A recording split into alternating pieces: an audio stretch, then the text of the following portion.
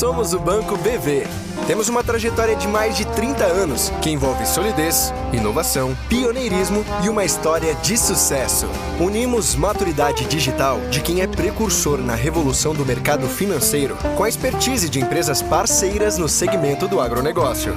Pioneiros em emissões de títulos agro e mercado de capitais, como CPR, CDCA e CRA. Temos um portfólio completo de produtos financeiros, que inclui mesa de derivativos e câmbio. Além disso, atuamos de forma integrada na cadeia de distribuição das agroindústrias. Com inteligência setorial, por meio de pessoas dedicadas, acompanhamos tendências de mercado e atuamos com protagonismo. Isso inclui a agenda ESG, que é parte importante da nossa meta de compromissos até 2030, por um futuro mais leve. Porque nós, do Banco BV, acreditamos no agronegócio sustentável que ajuda a mover o Brasil. Mais do que alimentos, o campo produz desenvolvimento, para quem está longe ou perto. É lá que tudo começa, onde se colhe a história e se planta o futuro. É o lugar em que a evolução vem da inovação, conectando a terra e a tecnologia a todos os lugares e a todas as pessoas. Crop Life Brasil, conectados pelo campo, juntos pelo futuro.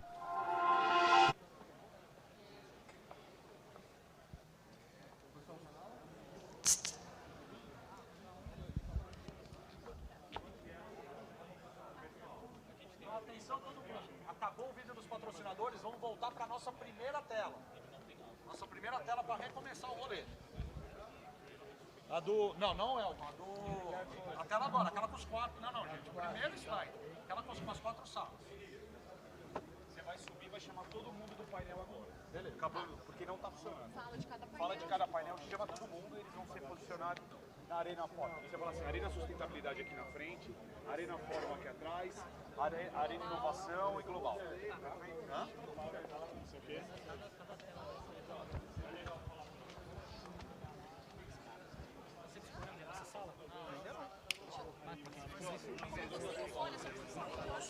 Esse é o passador da Global.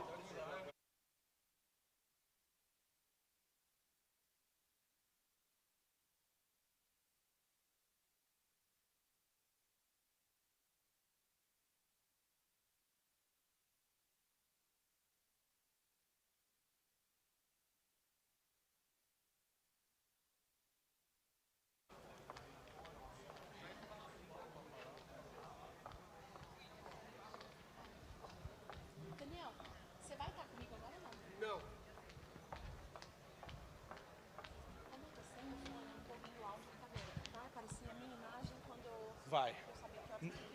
Tá.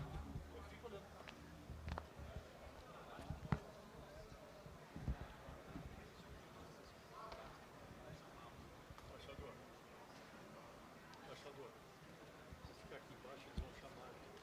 Ah, muito bem. Vamos fazer isso. Tem que botar isso aqui, né?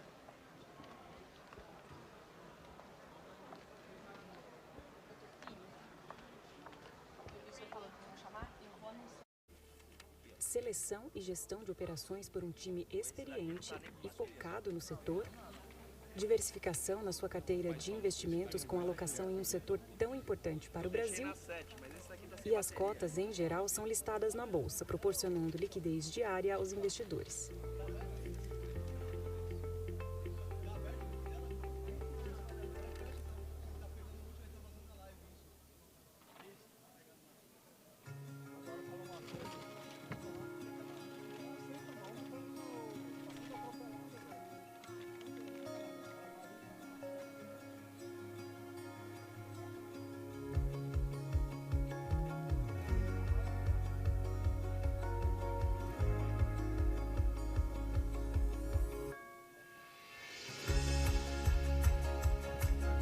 Olá a todos, muito boa tarde, sejam bem-vindos de volta ao Global Agribusiness Forum. Hello all, welcome. We'll start with our afternoon program and we'll start again and we'll be split it into 4 simultaneous arenas, and just remember that our program will be available in our website, globalagribusinessforum.com. For those specifically here today, you can look at the program by taking a picture of the QR code. And for those watching online, it's a pleasure to have you here. We're broadcasting for more than 30 countries so far. So for our guests today, so we have 4 fronts, and each one represents one arena. The one ahead of me is sustainability, on my side is innovation. Behind me is global, and right here forum. So welcome everybody. For those starting today at the sustainability arena, we'll talk about how to better use and preserve the natural resources, water and soil. You can listen it at English on channel 1 and channel 2 for Portuguese. And just remember, if you haven't picked your simultaneous interpretation device, please do so. And let me move on to the arena innovation, and we'll talk about biotechnology, food security and sustainability. And here, please turn on your devices on channels 3 and 4. 4 to listen in Portuguese and 3 to listen in English. And our third arena, we have the global arena. We'll discuss food security and international agro-food markets. And to follow up on this arena, please connect to channels 5 and 6. 5 for original in English and 6 for Portuguese translation. And finally, the foreign arena, we'll discuss about the new geopolitical order and the challenges to energy transition. Participants can listen to this arena on channels 7 and 8. And at the end of each channel, will show up the next presentations, so you know which will be the following panels, and you have the option to change to other arenas. So please, moderators, join in as we start our program this afternoon. Thank you, everybody.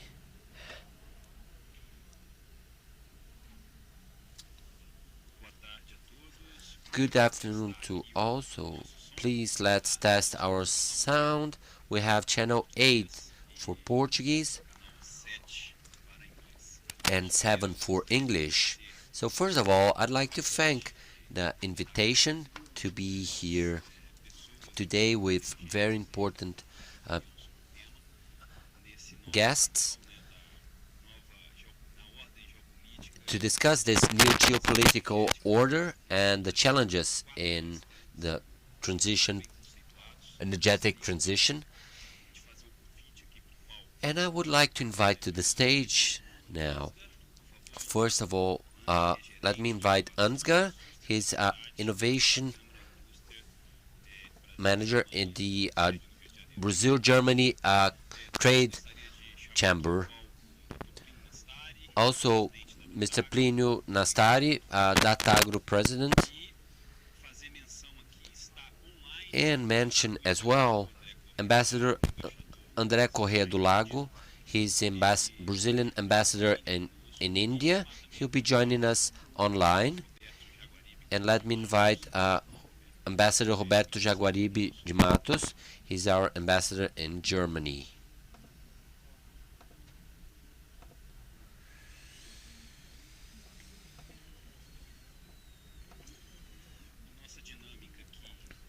And our dynamics here will be quite simple. So we agreed that each one could have a brief presentation, something between 8 to 10 minutes, and we move on to the debates. And following, we'll have Ambassador André Corrêa do Lago that will be joining us online. So first, Ansgar, I understand that you have a presentation. Let me handle the presentation device here. So please, coordination, let's have Ansgar presentation. So first of all, thank you very much for this invitation to be here in this event. It's an honor for me, and this team deserves all attention from us. So the theme we'll discuss is the new geopolitical order and the challenges to energy transition. When we talk about geopolitical order, we have, of course, the war scenario in Ukraine and Russia, but I like to open my presentation with a presentation from our Minister for Foreign Affairs. There it is. She recently said that we finally need to recognize the climate crisis as what it really is, a key security challenge, a crisis that is changing our geography and fueling conflicts around the world. And so when we talk about this geopolitical crisis, we must also discuss this climate crisis. And the reason I'm here as a member of the Brazil-Germany Chamber of Trade Chamber in Rio, what this has to do with Brazil.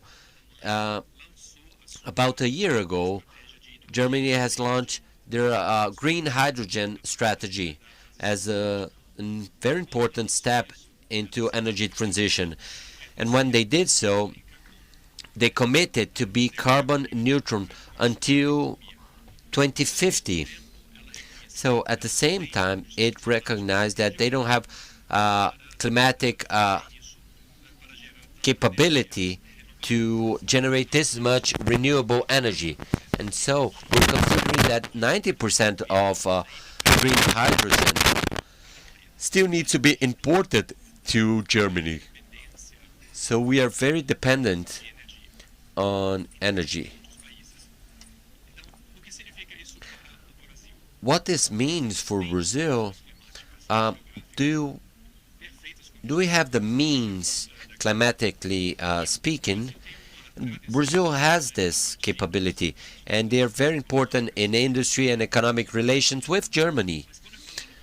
But when I say Germany, I'm talking Europe as a whole. And so when we look at the Northeast, and in terms of green energy, renewable energy, we think about wind powered and solar powered energy. And this brings economic development in the Northeast region of Brazil. We have a demand that is more than 150% higher than what we have today. And what has been implemented so far allows us to generate energy in a very competitive way. So this is for the Northeast region. But what does this mean for other regions? Biomass offers a very important representative condition, especially for Southeast, Center West, and South of Brazil. So there are a number of scenarios that are being explored. We have a tradition in Brazil with ethanol, leveraging biomass, but there's a lot of potential still. And when we talk about this, biomass is also renewable energy. There's a lot of work to be done to lecture about this. There's a cycle, carbon cycle that is closed, and with this, it could be considered renewable energy. So we had a study last year it estimated the potential of green market in Brazil. It differentiated from domestic and international markets. The international market with exporting green hydrogen to other countries like Germany and Europe as a whole, the market is estimated some $4.6 billion.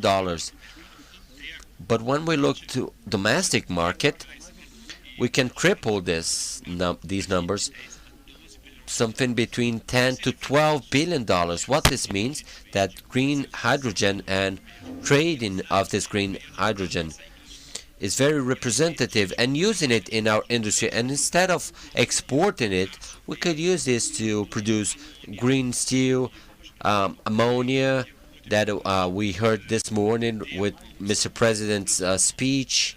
This is very important. And fertilizers as a whole, of course, and other products as well. So we could use this in internal market. We could triple the value of the export market. So how can we explore this, take advantage of this? So the first export market is, of course, the Northeast, where we have wind and solar markets that are closer to European market, the off-taking markets. But we also have conditions through certification to produce green hydrogen, true green hydrogen that is recognized as green. So this is very important, and we have all the conditions like Ceará, Pernambuco, Rio Grande do Norte.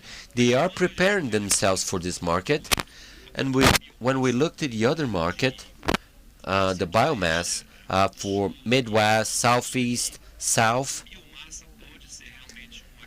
biomass could be of great advantage for Brazil. Here we have biomass. We are closer to the consumers. Here in São Paulo, Southeast as a whole. So we have the industry as a potential consumer for this off-taking. And we have certification that is RenovaBio.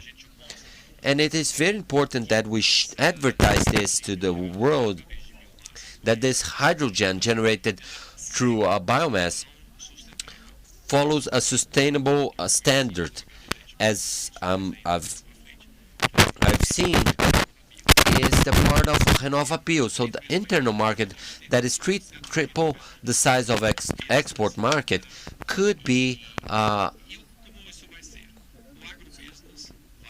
stronger, and agribusiness will be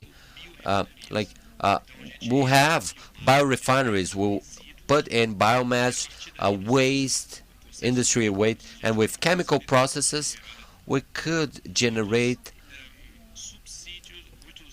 many byproducts from hydrogen, like gasoline, kerosene, ammonia, and a number of products, as well as, of course, generating energy that we do today. So in the future, this is what I see for Brazil in terms of taking advantage of this energy transition with green hydrogen. And with RenovaBio, we can see in the export market with some step back. Still needs to be stronger. This advance that they have, the sustainability that it generates, to be recognized as the key country in this energy transition in the world. So with this, I finish my speech and I pass to Plinio and Mario. Thank you, Ansgar. Well, you already observed where we're going with our talk. You posed very well the potential of biomass we have. When we look at the map, we can see the the sector of forest, the map of the segment in Brazil, but we have our challenges. The world still sees biomass, doesn't see with good eyes. How can we solve this? Dr. Plinio, can you do your participation? Thank you. Thank you very much.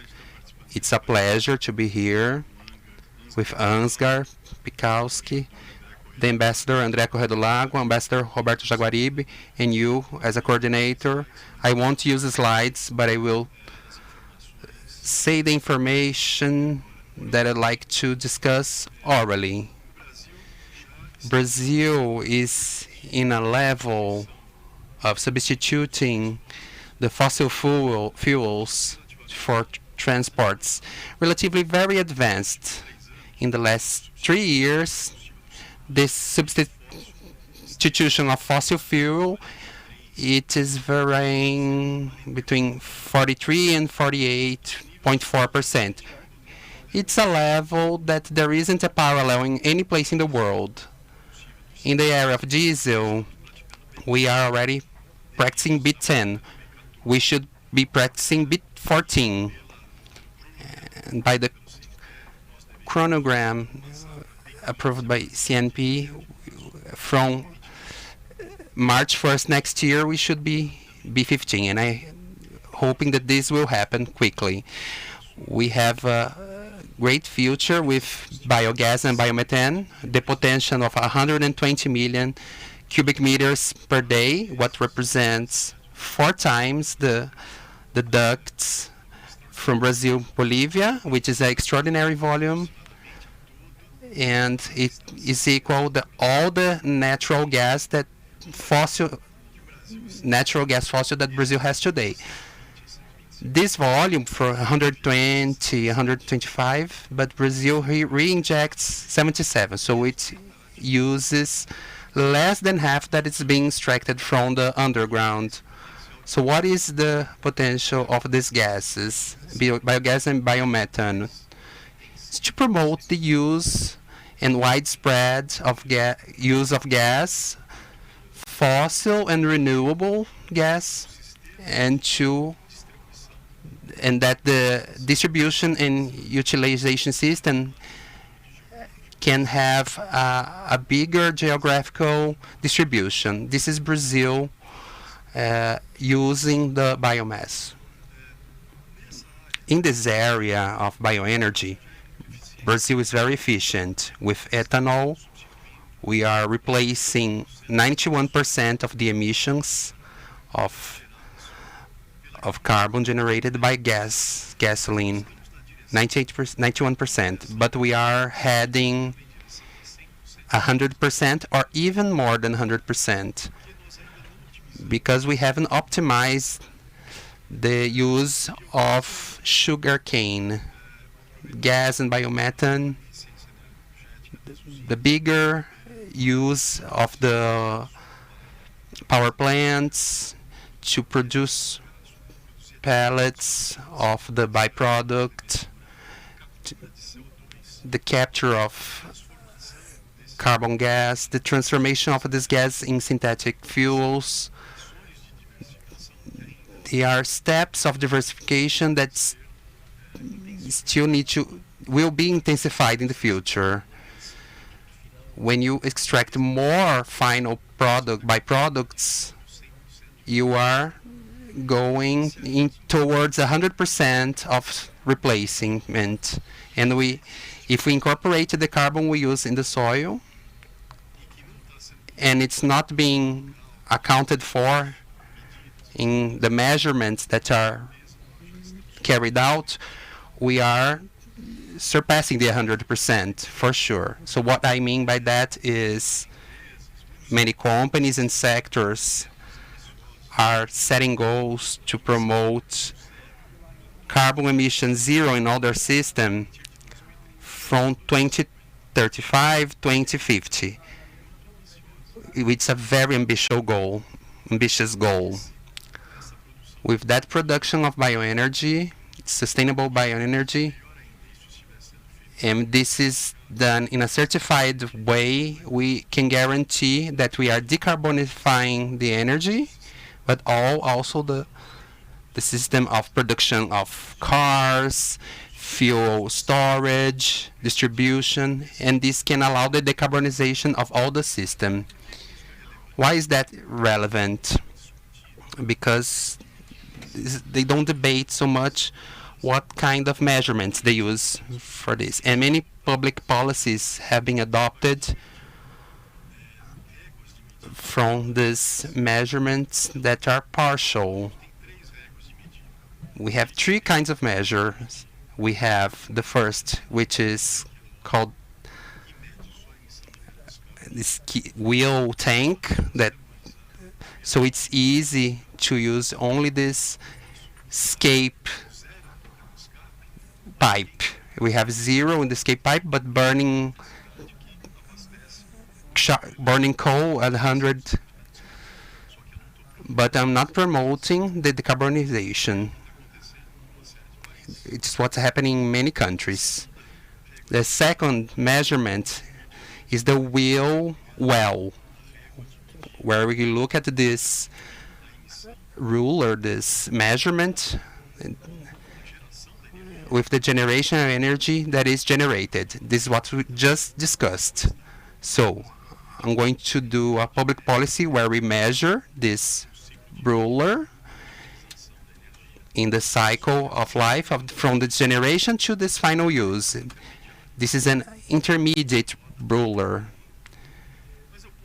But also I can use a measure ruler that is from cradle to grave, where we can look at the integral emissions of carbon since mining to generate the rare metal used in the storage of power electrical energy, the steel used in vehicles, the elaboration of vehicles, all the systems of transport and distribution until its final use, and its waste from cradle to grave is this. When we include that, this measure ruler, we have to look at it in a more holistic, in a more complete way, because it's no use in self-delude to find sustainable solutions that are not so sustainable.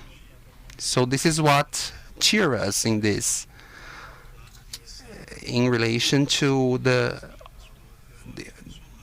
other wind and solar energy generators, where you have the possibility now to capture the carbon gas and to associate this gas with green hydrogen from wind power, hydraulic or biomass, this green hydrogen, to produce synthetic fuels. We usually commit the mistake to look only to the generated emission in the transport just on land, road transport. But we also have in the air transport and sea transport. And for these kinds of transport that are very little discussed, the solutions are not so direct or conventional. And we may depend on the solutions of synthetic fuel to promote this decarbonification, to generate methanol, renewable methanol, jet fuel or biokerosene for aviation, renewable too. This discussion is what I would like to talk in this debate. Everything now is SG. So we are discussing emissions with generation of jobs, because I can't do something that is renewable and then I generate jobs to people. It's not interesting. And also management. good management with certification. RenovaBio is a great example of process that we promote a certification that guarantees the to the final consumer that all this production is being done supervised by international companies following international criteria that don't mean any commerce distortion, because this criteria cannot contain this distorted, to guarantee that these final goals are met for the final consumer, both in quality and price. So that's the summary. Thank you very much, Mario. There's a lot of things for us to talk. I think the first time I heard was agri-energy was with you. And what we have today, it's a wonder. The circular energy, all the sectors are integrated, so it's fantastic. Now I have an online participation with Correia do Lago, the ambassador. Please, ambassador, it's your turn. Can we?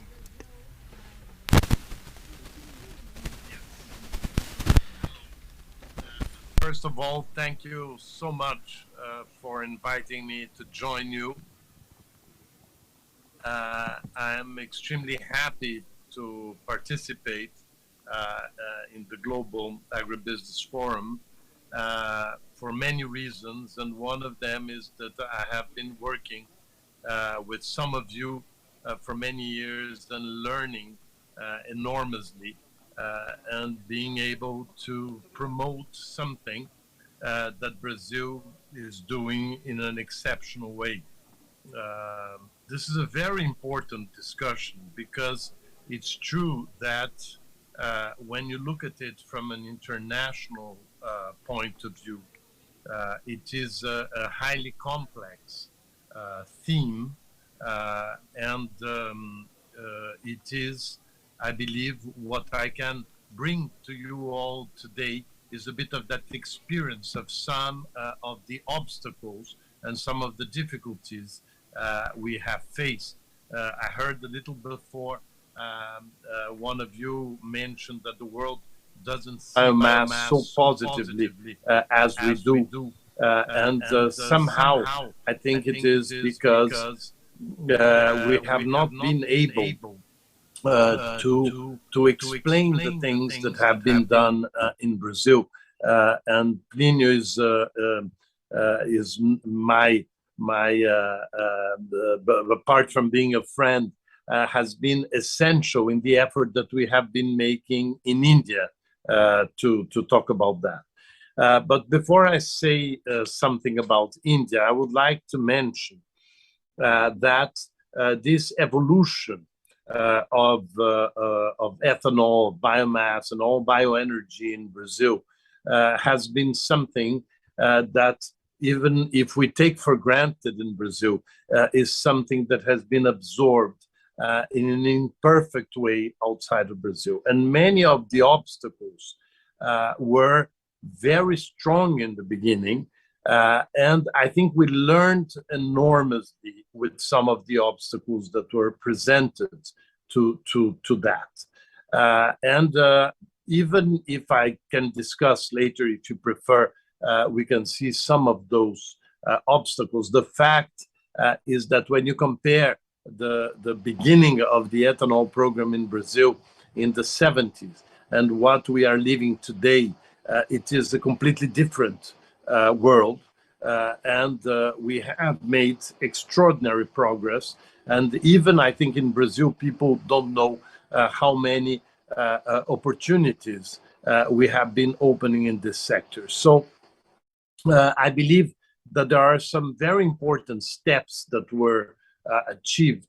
One of them was obviously when the US had their ethanol policy, and somehow between Brazil and US, we were the two countries with the different product, but with the same objective.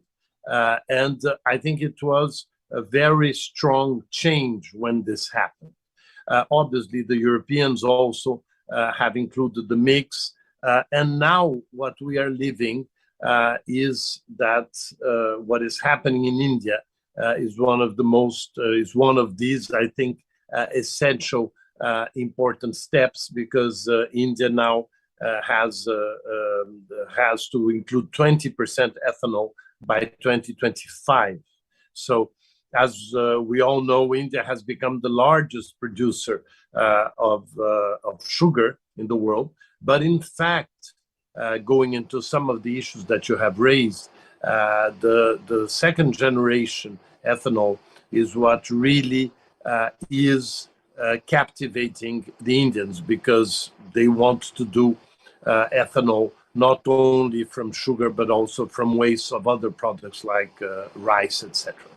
But the fact is that what is the narrative that we can build regarding this issue? And I think that the experience, and Plinio has been working very hard with us with India, the experience that we have seen is that we have to explain, we have to have the information and answering the questions that they have. They have lots of questions. Plinio can confirm that. They have lots of very good questions, but we have the answer to most of them. But the difficulty to convince the Indians is a fascinating experience, because, as you know, they are extremely advanced technically. They have all the capacity to understand and to absorb anything we tell them. But the fact is that even in India, there is a kind of, it's hard to believe that it is so good as it is in Brazil, which by our experience, we are completely convinced, but sometimes we are too convinced of it.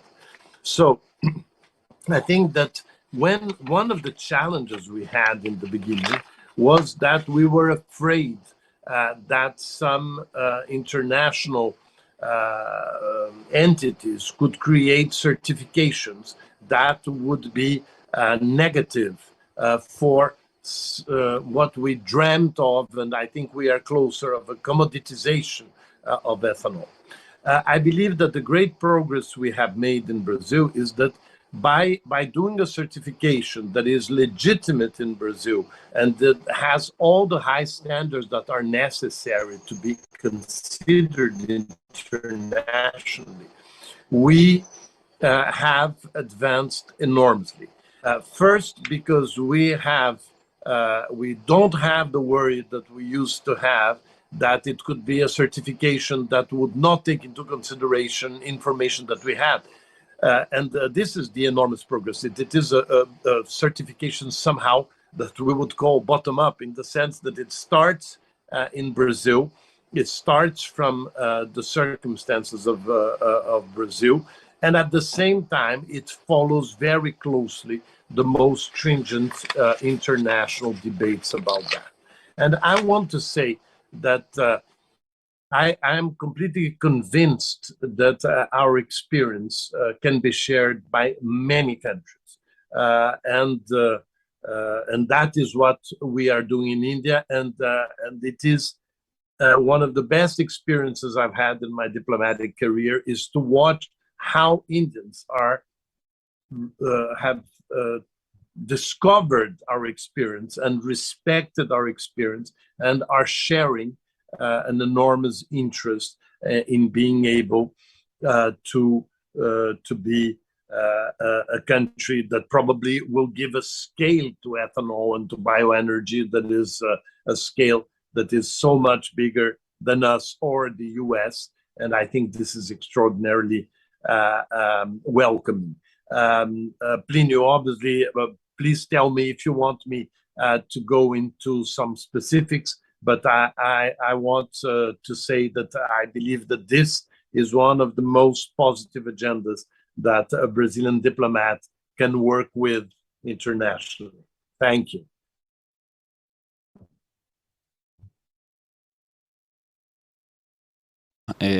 Primeiro, Ambassador, first of all, I like here in front of everybody to thank you for your reception in India when we were there to take information and answer every question that Indians had in terms of our Brazilian program. And Brazil is showing its capability. We're very ambitious, and we're moving on with the ethanol 20% mix. And this will move on with alcohol, ethanol, alcohol and sugar market to the Indian market, which is today the largest sugar producer in the world. I didn't want to discuss this now, but as Mr. Ambassador André Corrêa do Lago did presented, he's absolutely right.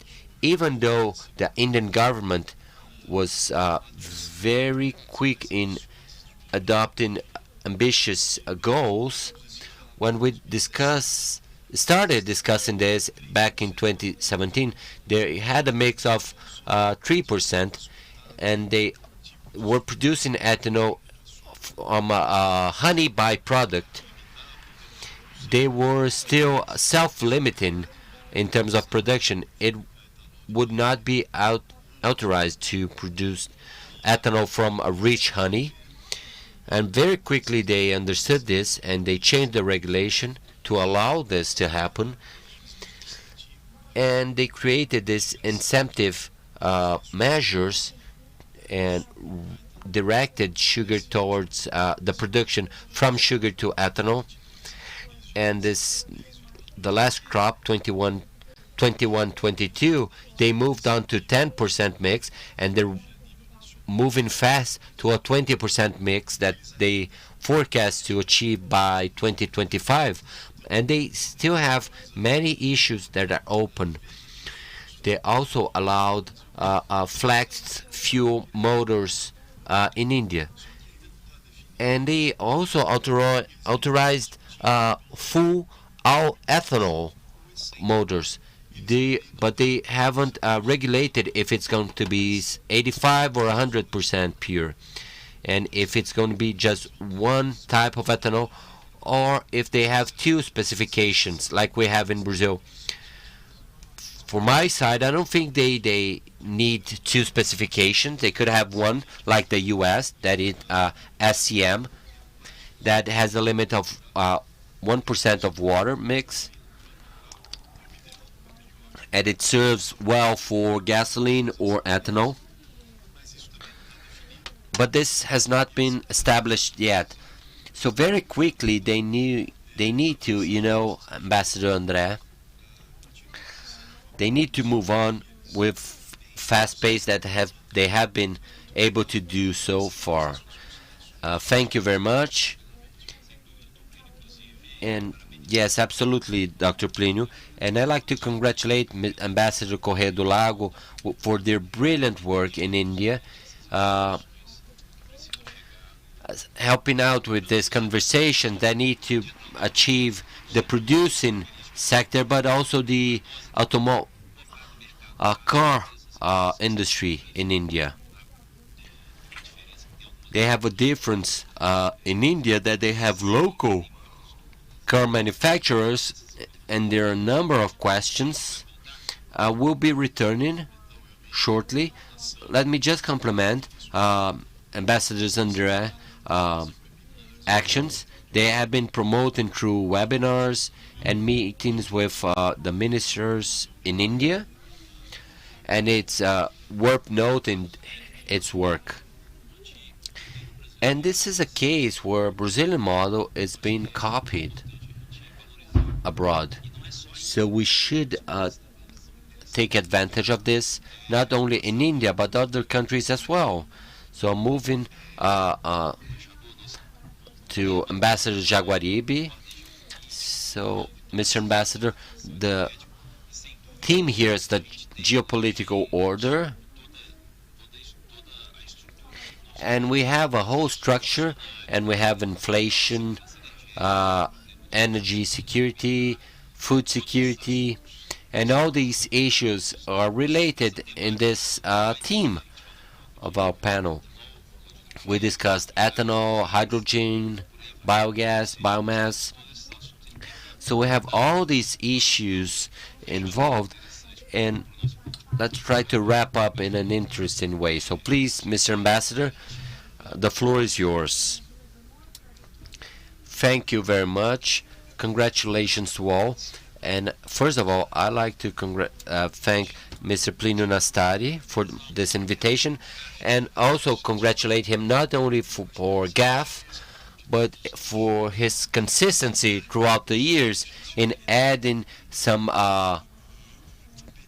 good thinking and his good work in such an important field that is very representative already, but also gains a lot from this type of event.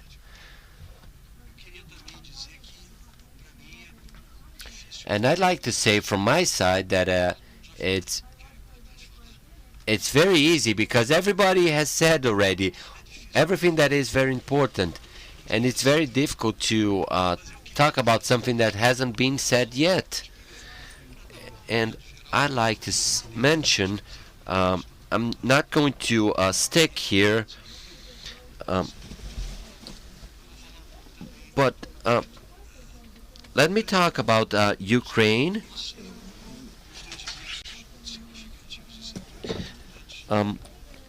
They've added a number of issues in terms of food security.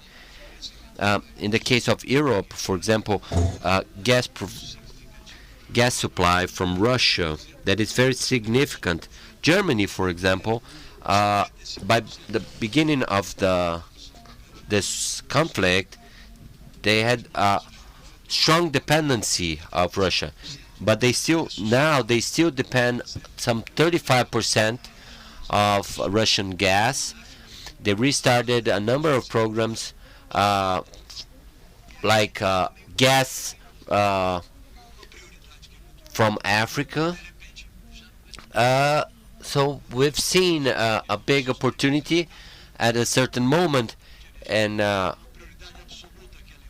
then they because of other issues, they change to coal, for example. So depending on the circumstances is not so important, and they control the narrative and create opportunities. But anyway, this is an effort that brings a lot of challenges and opportunities in terms of energy as a whole. And this facilitates for a country like Brazil, and I believe at this moment it's very important to highlight here, for countries that are part of the problem. So what's the difference between being part of the solution or the problem? It's basically a geographic mindset. So Brazil, demographically speaking, if we had the demographic of some European countries, we would have 6 billion inhabitants. It would be very difficult to be sustainable, even though with the scenario that we have today in terms of food production, energy production. So to these countries that are not only European, they have structural problems that is different from our own. Now, moving on for a more permanent scenario, there we have more permanent issues. You had experiences like myself to find doctors or economists that think they're talking about math problems, which is not. But there's a very significant impact in terms of humankind. It needs to be controlled. But there's also other factors that are cosmic. You have and we need to embrace this. We need to attack this. And Brazil refrained from doing so. And this is very rational. And why is that? Because Brazil is naturally one of the more sustainable countries in the world. We have an energy matrix that is today reaching what Europeans wanted to be in 15 years if they're very ambitious. And why we've reached these goals? Because we're very aware of the environmental issues, but because it's cheaper. It's cheaper in Brazil to be sustainable, and why not do so? And I say everything that is being said so far is not only ethanol, it's not only biomass. Brazil has a number of scenarios to produce, whether it is solar, wind, even hydroelectric energy, small hydroelectric. If they could produce hydrogen, this could be a viable solution. But we're discussing ethanol, and I believe that the main issues had been discussed. We need to be aware that one of the reasons that ethanol is not considered renewable, and I'll be cruel, is because Europe cannot produce ethanol. If they could, it would be renewable. They would consider it renewable. There's a bit of demagogy here. Yes, there is. And we need to be prepared to discuss, to attack this. And we've been doing so. Maximizing internal benefits, multiplying our competency in producing and embracing other partners. And Andre mentioned very wisely the role of the United States joining in, and I believe India will help a lot, and we can bring a lot more countries into the ethanol circuit. It could produce energy in areas far from sources, not to mention the methodologies, because it's not only about controlling the narrative, but also the methodology. And we need to attack this process more aggressively. And the processes here and the elements that Plinio mentioned. So ethanol, a car in Brazil, emits less than half pollution than the electric car in Europe. But Europeans, they are convinced that they're very environmental friendly by adopting electric cars. Brazilian ethanol is much more sustainable than their electricity. And I believe in the need of to use it more frequently and enable other countries to produce ethanol as well, and apply certification to our processes. And even though we still face some obstacles, but the demand for acceleration in face of this huge challenge that Europe is dealing with in terms of the gas supply from Russia, they are all into other pollutant energy. They can't produce in Europe 100% of energy they need. They need to import sustainability, and sustainability from countries that have sustainability in producing, and Brazil does so. And this is one of the reasons that we need to embrace this issue and bring it closer to us. Excellent speaking, Ambassador. We still have 43 minutes, so we have enough rounds so far. So let's talk with our speaker that it's abroad, so he can speak a little more. I know that Ambassador André Correa Lago was one of the negotiators of the weather. He said about this to me in India. I'd like to hear talk with Ambassador Jaguaribe. What is your vision, André, about our theme? You said about this, about the case in India, but I would like to know your experience. Thank you, thank you. By the way, I'm very, very happy that Roberto Jaguaribe and I can talk in this event together. We've been great friends for many years, and it's really fantastic because he is in Germany, and it's a central country for the acceptance of technologies, the acceptance of some kinds of behavior that I believe are influential influential regarding other countries. And I would like to mention here this context of the negotiations of climate change and the negotiations of sustainable development that in fact started in the early 70s. And I want to mention that because this is somehow all these negotiations, and I believe this has to be understood, is putting countries together to agree to have an international legislation on things that affects them.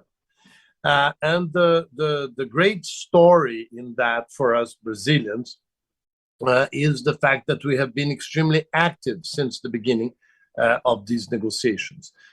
And so developing countries have worked very closely to try to avoid that the environmental issues be dealt with in an isolated way. And I think that what we have experienced with bioenergy in Brazil fits perfectly in that context. What is it? Brazil, since the very beginning in 1971, was insisting that environment had to be linked to development. And so somehow there was like a leadership of the developing world to create another way of looking at the environment from the preservation dimension to something that was much more ample and much more complex, but very important for the developing countries. And this discussion about the social and the economic dimension that had to be linked through development to the environment is what was now, let's say, accepted internationally as the concept of sustainability. But what is sustainability as we defined and as we accepted in international negotiation? It's the balance between the environmental, the economic, and the social. The three have to be taken into consideration. And this agenda we are discussing today is an extraordinary example of that. And this is what also is provoking other developing countries to be very excited about this agenda. Because what is one of the big differences we have regarding the developed countries is that in most developing countries, you still have to increase access to energy. This is something that Brazil has already succeeded. We have a coverage of 99.8% of the population. But in most developing countries, there needs to be an increase in production of energy and in equipment and infrastructure for the people. So this concept of sustainable development is not a concept against the developing countries. It's exactly the opposite. It is what legitimates that you cannot talk about environment if you don't take into consideration the social and the economic. And this is, I believe, one of the great assets that Brazil has today in this new geopolitical context that Roberto was also mentioning, is that Brazil has already achieved, as a developing country, a very impressive, positive progresses in the energy sector, be it for transportation or being for electricity. So I believe that this agenda is an agenda that strengthens Brazil. The fact that sustainability and the fight against climate change have become central issues in international policy is something that favors enormously Brazil. And we have to be able to transform that and not, like in a defensive way, on the opposite. We have already achieved lots of things that are extraordinary. We can improve enormously because, as I was saying, and Plinio has always explained to me, the progresses we made because we needed to make the ethanol a more sustainable product are extraordinary. And so it's not a threat, it is an extraordinary opportunity. So that's why I see very positively the role that Brazil can play in this very complex new world, but in which we are not seen as central. So we have to build this narrative to put us in the place that we deserve. Because today we are the 7th largest exporter of oil, at the same time that we have the ethanol program, at the same time that we have achieved to have very cheap solar or wind energy. So there is an extraordinary space to explore to show Brazil as one of the most constructive and a positive partner that any other country can have in this era.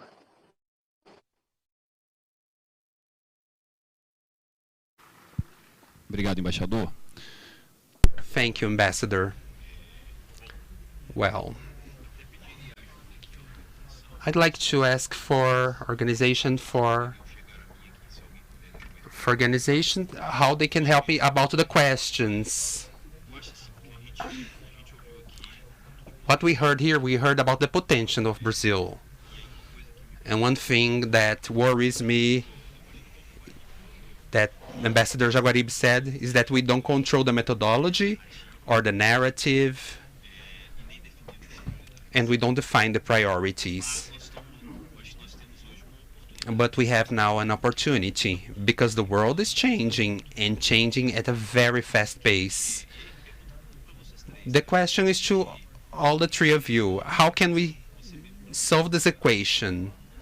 The world, you said that the potential of biomass. For many people here in the audience, what is more important nowadays? How can we solve this equation? How can we put everybody on the same page to solve this? They need this from us, and we also need to develop even more our potentiality. I'll start with you, Hansbar, and then we do to Dr. Plinio and the Ambassador Jaguaribe. I believe it's a matter that is very important. When we talk with companies, with German companies, there's a kind of not a lack of knowledge about the sustainability of biomass. When we talk about ethanol moved by cars, or ethanol that carries hydrogen, normally the reaction is no. This you need to do. You need to deforest, and we don't want to have any part of that. So what we need to show, what Brazil needs to do, is to be more proactive for the world abroad, to show that we have certifications, we are working seriously. Our biomass is sustainable, and we have their certification for such. I also don't know in the part of certification that everything is still in discussion. It's ongoing, this part. I don't know the involvement, a strong involvement from Brazil. So this involvement, it's necessary. Brazil has potential in that. We just heard that from the ambassador in India. But Brazil also needs to demonstrate this potential to be more, to show abroad and also internally that we can create an internal economic using the biomass and sustainable products. When we show that there is this economy based on that is not sustainable only to the environment but also economically, then I think the reaction is immediate. For us in Brazil, to do that seems so natural. Our productive process in a sustainable way, it's very natural. We talk with many producers, and we really don't understand. We wonder why. What is the strategy of other countries facing us? And then we start to understand their strategy. How can we break that barrier to seize the present moment? I like to hear Plínio about this, and you created a thought-provoking. How do we participate in the certification process? We have internally a difficulty. We have a great program here called RenovaBio. Today is going through some modifications that have been discussed this morning in the opening of the event. And of course, there is a process of the election this year, but we have to be steady because this is not just anything. There's a methodology. There are many things involved. The concepts of biomass in RenovaBio is from the deforestation. No area from the deforestation is involved. It is written this, however, there are people to involve, but they don't understand. And then you can see the improvements in the companies, how an asset, a carbon credit, well valued, can return as a improvement in efficiency. We have more than 370 industries, biodiesel industries, but the ethanol, the corn ethanol industries. But when we look at the neighbor and he's doing something different, I can do something like him. We can have an internal improvement, and it has to be valued. It's a big challenge, and show this to the world. And most part of the world can do what we do. So, Dr. Plínio, please, what do you think about that? I think many countries, and Brazil is included, are worried about being efficient in agri-industrial and having low costs to have more production, and they are proud because they doubled the exports. But we have to look at the volume, but also the value. And I completely agree with the considerations that have been done by Ambassador Jaguaribe about the narrative. This endorses what Ambassador André said. We have to take back to us the narrative. You have to be efficient internally, and we have to communicate to the consumer and to who is creating the public policies that have the power to affect the flow of commerce, to show what's being done and how it's being done.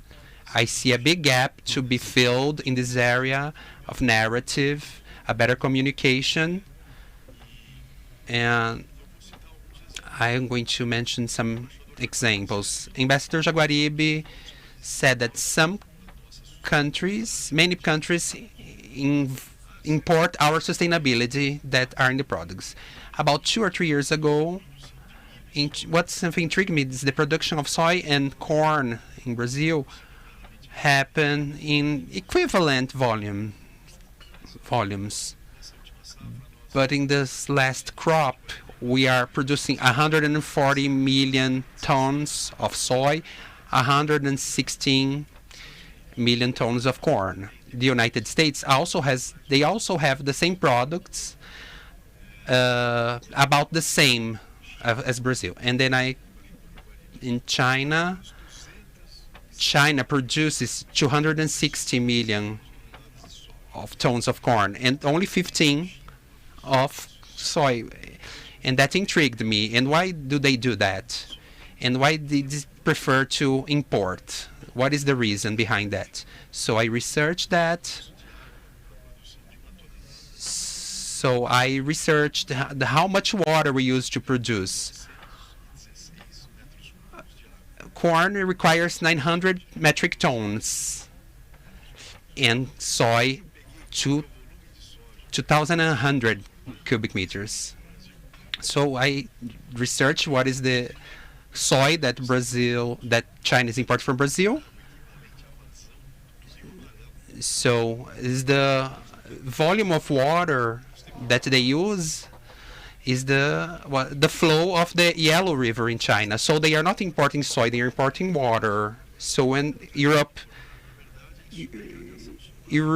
wants to import the sunlight from Brazil, not hydrogen, this capacity to generate sustainable energy. And why Brazil and not Morocco or Algeria or other countries that also are in the tropics? Probably because of trade routes.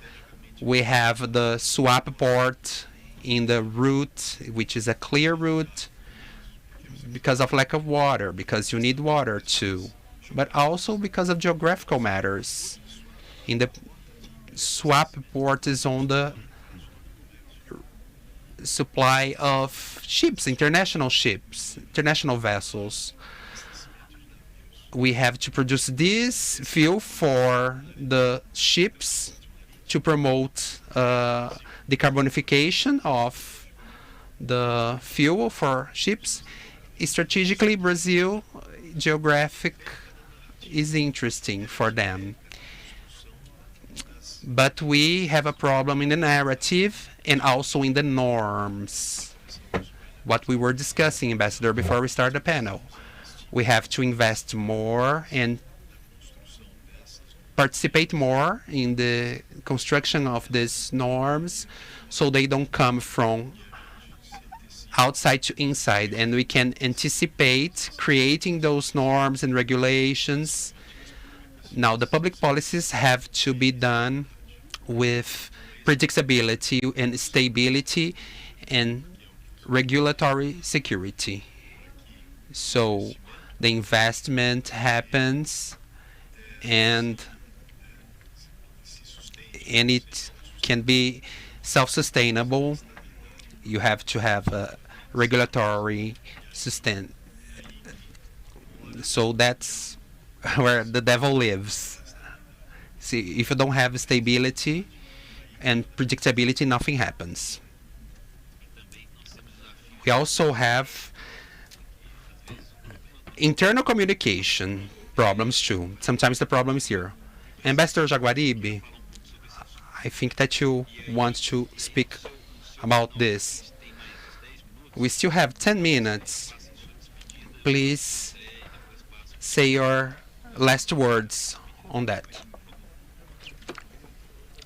Mario, thank you. This issue, you have to say from the beginning. Beginning is to recognize the problem and not to delude ourselves. We don't control the narratives, we don't determine the methodology, and even the measurement processes. I don't believe in ingenuity nowadays, in the ingenuity of naivety of scientists. There's a collateral benefit, even if it's naive. The measurements of emissions, all this process, they are not exact sciences. They can have other criteria. And he was talking about different forms to measure that. Brazil isn't properly represented in this discussion, and it has to take part in this process. Regarding the narrative, this is much more complex. Brazil doesn't have some power elements that are available to it. So the central countries, they have much more a bigger role in this narrative. We're going to talk about some real elements of the worries of Europe about biomass and the negative impact. They don't have impact because agriculture occupies a lot of space in every country. For example, in Germany, they don't have space. It's more than 50% of their territory. In Brazil, everything is so enormous in this area that has to be classified differently. Brazil has only 8% of its territory, which is bigger than the production in Germany. In the European Union, is 0.3% of forests, and we here in Brazil have 80%. But this doesn't eliminate these points that we have to discuss here. We need to decrease the deforestation, the illegal deforestation in the Amazon. If we don't do that, the narrative won't be worth it.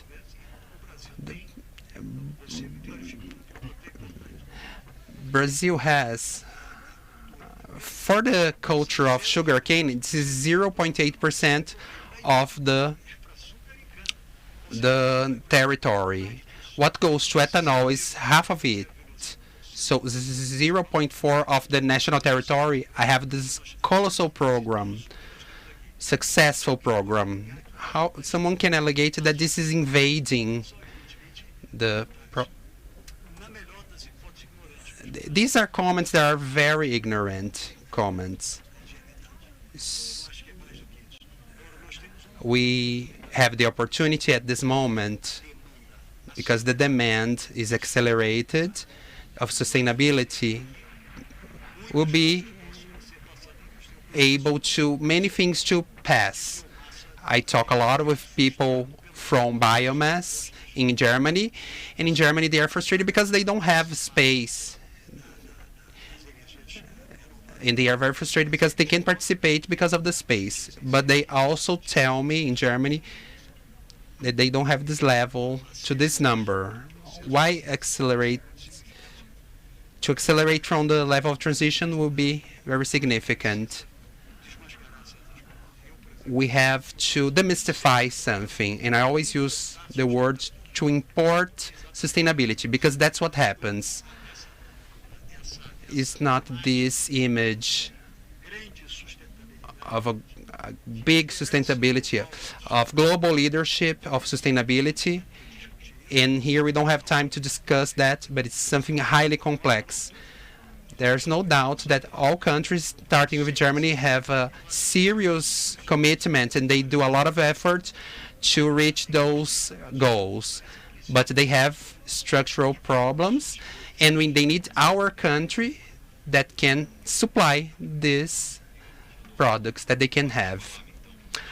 I'm going to pass the word now over to Andres, the Ambassador Andres. So we only have 4 minutes. If you can be brief, please. No, I'll be very brief. I think that what I understand of the effort that Plínio is mentioning and RenovaBio and all that is that we have to assume the responsibility of the certification. We have to answer the questions that are being asked, because the certification is the way to prove that what we are saying is right. I believe very strongly that this agenda, this issue of sustainability, this issue of combating climate change, as I have already said, I insist, this is a very, very positive opportunity for Brazil.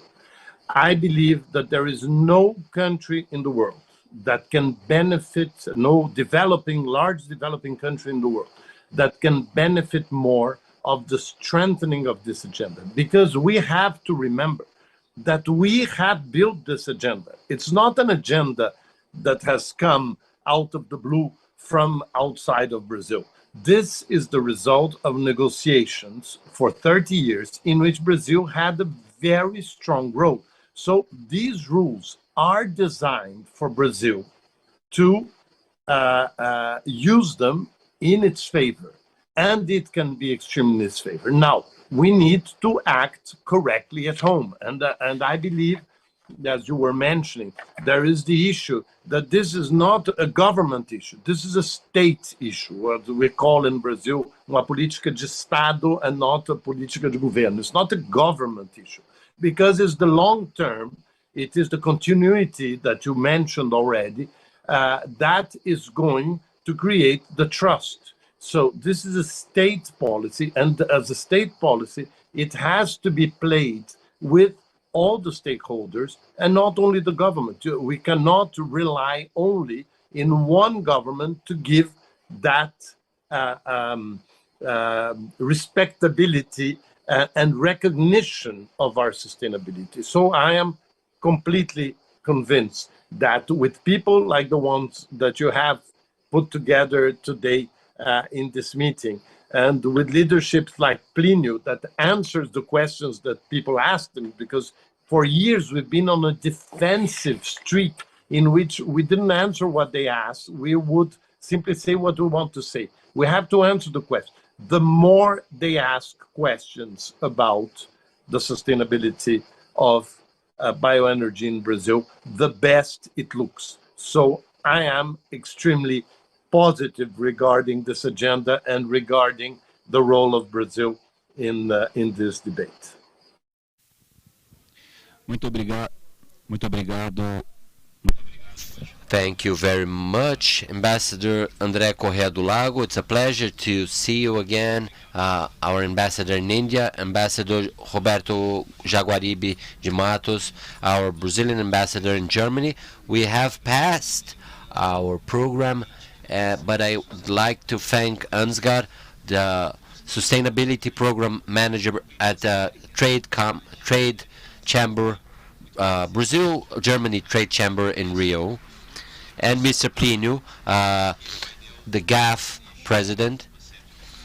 So from this panel we take a lot of learnings, and we have a huge challenge, a number of challenges, and I'm sure you've seen it many times. But most importantly, we have very important sectorial leaders, and we need to give hands with the Brazilian government and start being more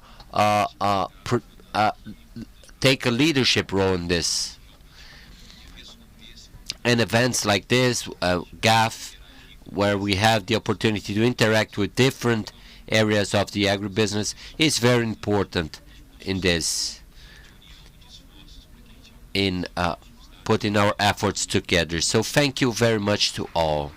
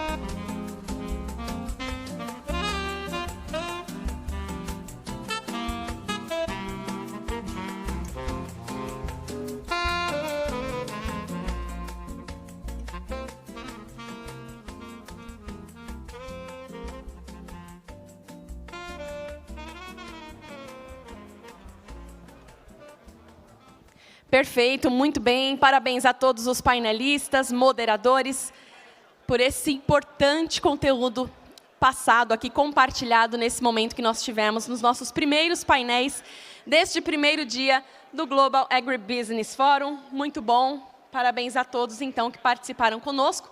Nós daremos sequência nesse instante à nossa programação. Muito obrigada a todos os painelistas, participantes, moderadores que estiveram conosco nesse instante. Daremos sequência à nossa programação. Eu peço a todos na plenária, por favor, que continuem acomodados para darmos sequência à nossa programação com os segundos painéis desse dia. Nesse primeiro dia do Global Agribusiness Forum, teremos mais, então, uma sequência de painéis agora em cada arena.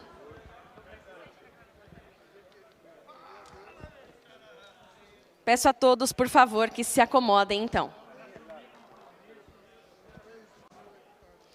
Muito bem. Na arena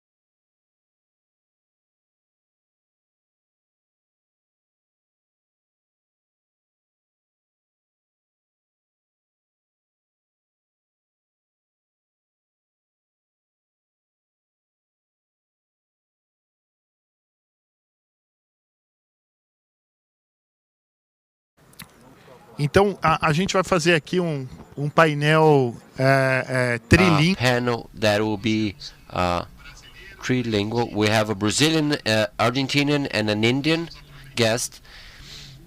And so we'll... Okay, thank you. And the idea here is that we have such a rich content and point of view from different regions of the world, and additional mindset. We have here Lucas Fiuza, which is the business director at Apex Brazil, and so he has a point of view towards the world, even though he's Brazilian. We'll start with Lucas, and then we'll move on to Alfredo Paceiro. He's board member at Maisal and executive director at Asociación Semilleros Argentinos. Thank you very much for being here, Alfredo. And we have also the presence of Ambassador Suresh Reddy. It's the Indian ambassador in Brazil. Thank you very much for being here with. Muito obrigado por estar aqui. So the idea here is, like the other panels, we'll have some 20 minutes for presentations, and then we open for open discussion. And so I hope you all enjoy. Lucas, please.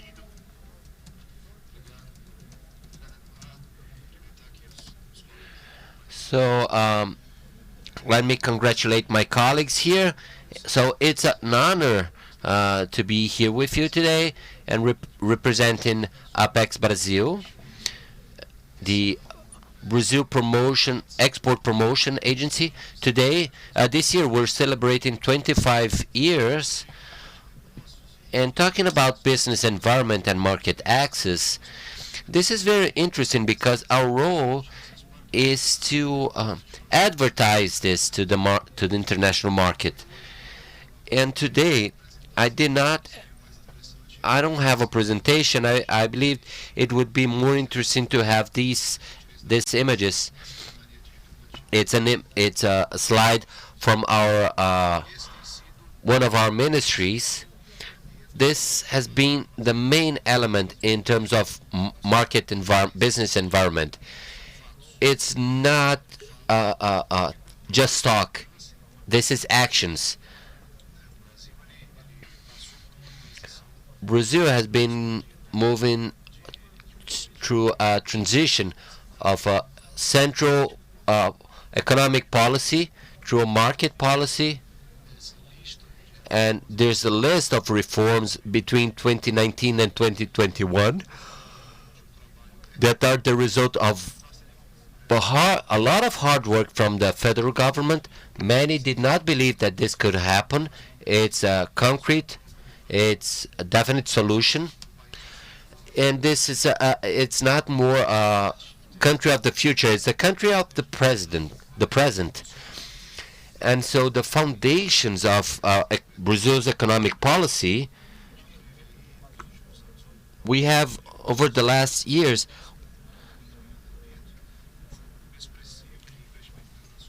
there's a strong representation of Brazil in the world economy, and agribusiness reveals as a powerhouse, as a powertrain of the country, representing very expressive results with very important relevance in terms of the geopolitical scenario. We've seen a number of talks here in the forum that are valuable, so the world knows the truth. And this has been Apex strategy in enhancing our exports. It's a step-by-step work to put our work in the global agenda. We have all this effort in It's not more a selling approach, but opening a space for entrepreneurs to make their decisions in face of the truth. And we present concrete results and very representative numbers as a result of these reforms. Our inflation today is lower than the U.S., something that is never seen before. And the world is decelerating, and we've been accelerating. And agribusiness is fundamental in this process. So it's been gratifying, and this is an excellent moment to talk the truth about Brazil. In a moment where Brazil presents itself as the solution and a safe port for investment. And we want to work in cooperation with every country.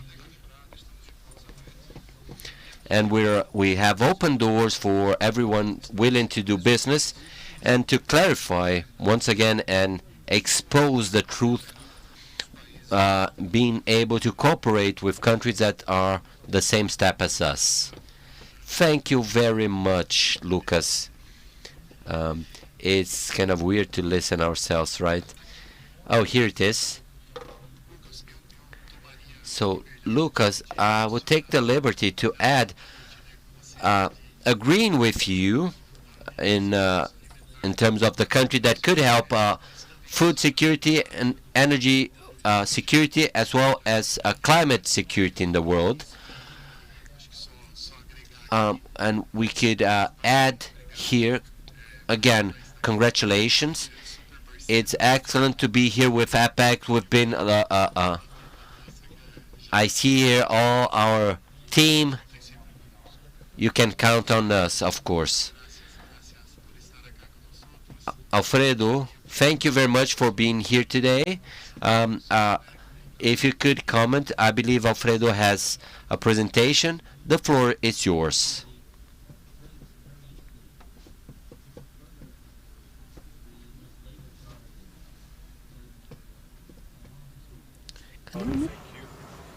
I'm sorry. Good afternoon. On behalf of the Argentine Seed Association and myself, I would like to thank the invitation of the Global Agribusiness Forum and Datagro to share this distinguished panel. And I want to say my congratulations to Plino Nastari for the open ceremony. To analyze the proposed topic is business environment and market access. I want to do it from an extended pest model, adding some relevant factors that must be taken into account. In this sense, the question that fit is how to analyze the opportunities and challenges. We can see growing global population, decreasing supplies of land and water, and climate change. Already very known for all of us. But the food insecurity, the energy insecurity, military insecurity, and economic instability, they are unexpected new factors that we must manage also.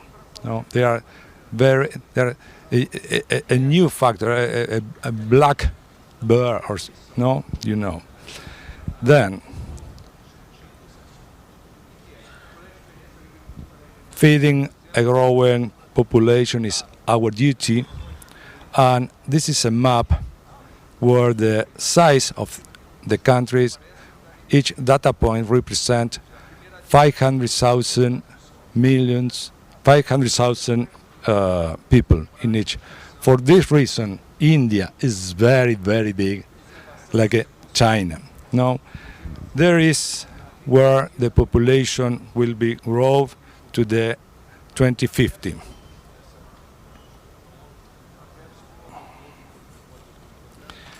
The projection of the FAO and the United Nations indicate that by 2050 will exceed 9,500 million inhabitants. But we know the greatest growth will occur in certain countries and regions where there are some obstacles to the market access, multilateral trade, and the use of technological innovation. In particular, those countries that do not have regulatory system that accept the use of biotechnology as a tool to improve productivity. To face some of the main challenges, such as growing population and climate change, we believe that the use of modern biotechnology, including gene editing, together with the use of phytosanitary products that provide protection against pests such as insects and weeds, and an adequate fertilization that allow replenishing nutrients and taking care of our land, and the use of sustainable practices like a no-till practice or system. All these are the best tools that we have in our production system. Therefore, limitation to their use can reduce productivity and competitiveness of our farmers and countries. Restricting food. The food is more important in our life. There are not anything more important than the food. Restricting food production and access to the international market. In the last 2 years, humanity has suffered two events that have put in the high risk the life, the freedom, and the health of the population. These are the COVID-19 pandemic, partially controlled thanks to the science and the biotechnology, and the war in Europe between Russia and Ukraine without knowing when we'll return to the peace. This factor and unleashes consequence that translate into the food, energy, and military insecurity and migratory current feelings to these scourges. These elements also condition the business climate and the access market to the international market. All these previous factors detailed have put check the economic stability that expressed with increasing inflation rates and greater poverty, mainly in those highly populated countries. We can see, regarding to the price from the FAO and some commodities, where are the prices like cereals and others, and the instability. All these values, they are from 2022, are over from 2008, which were the antecedent to the spring, the Arabian Spring, and below fertilizers and oil prices, remarked the high prices and the instability also.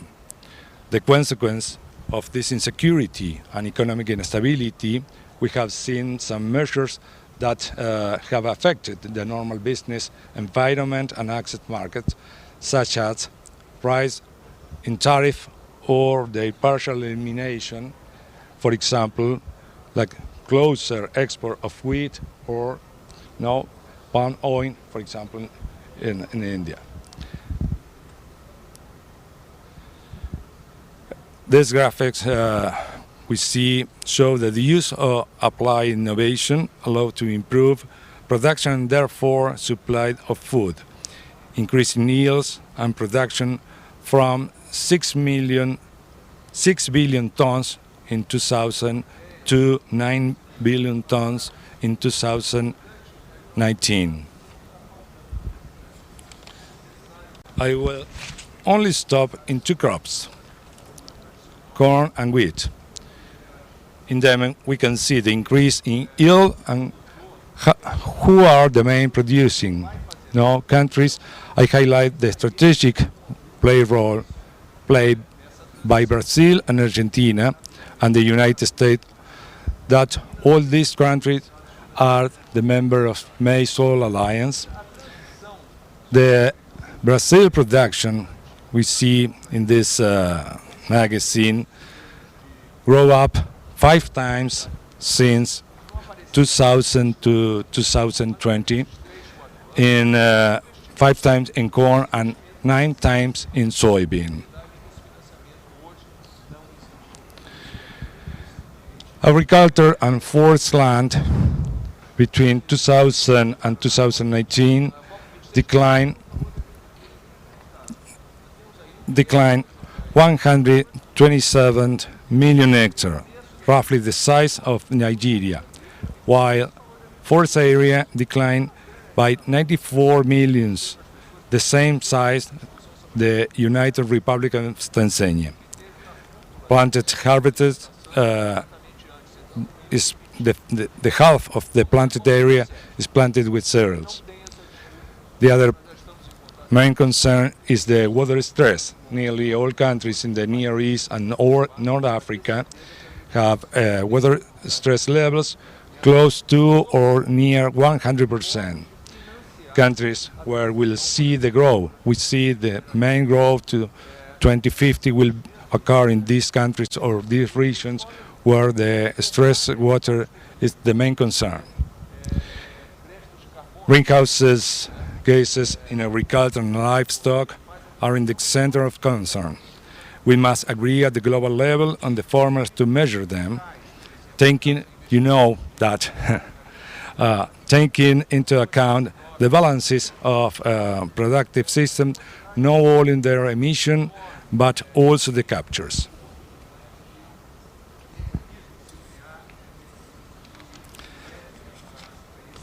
To go again or come back to the best model, we need to focus on in law. First of all, we hear this morning to President Jair Bolsonaro that they improve in the law. We need the first pillar is the law. The second is regulatory system and their enforcement.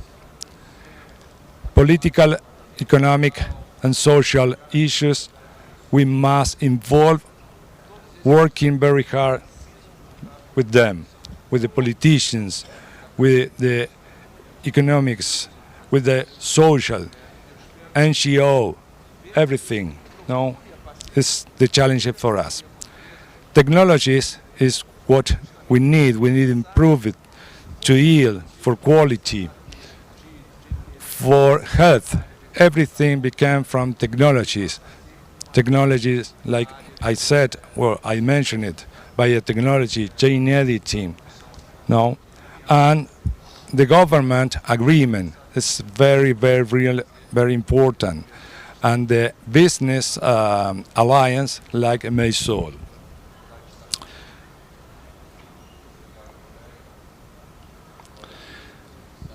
There are some examples how governments, in the right side, a letter to the Australian signed by Argentina, Paraguay, and United Kingdom regarding to the gene editing. The right, more than 50 countries signed a letter to the World Trade Organization regarding to the phytosanitary SPS, phytosanitary, okay.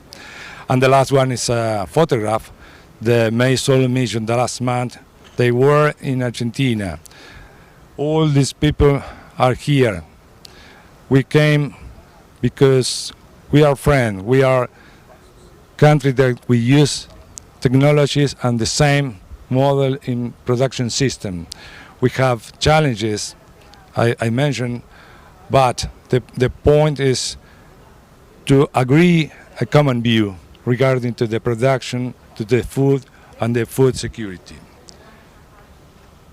Final remarks.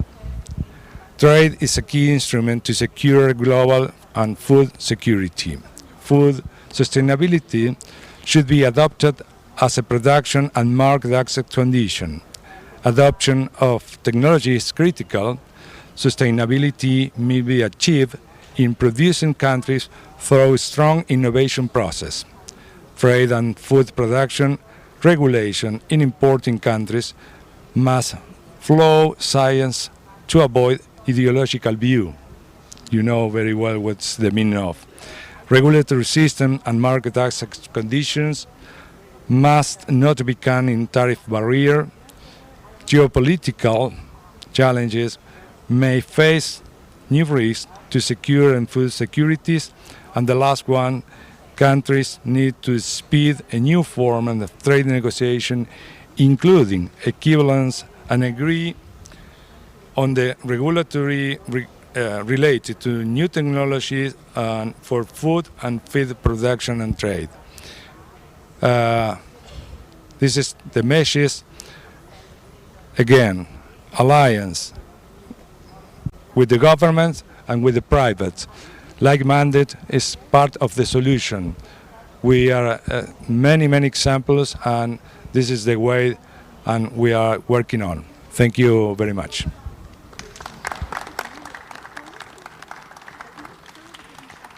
Gracias Alfredo, su buenísima presentación.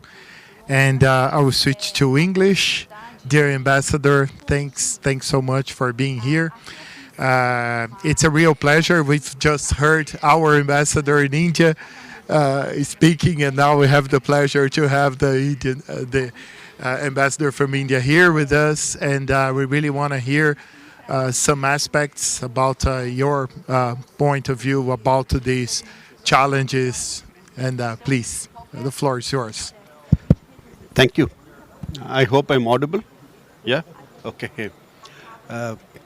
Because actually this is a completely new format in which I'm sitting, where we have 4 panels sitting on each side of the square, so as to say, and you're confused whose audience you're addressing, whether to the left or right or in the front or to the side.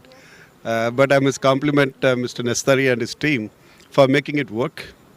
Because I was standing there and watching it, it took me a few minutes to understand that the mic is linked to your phone, to your headphone.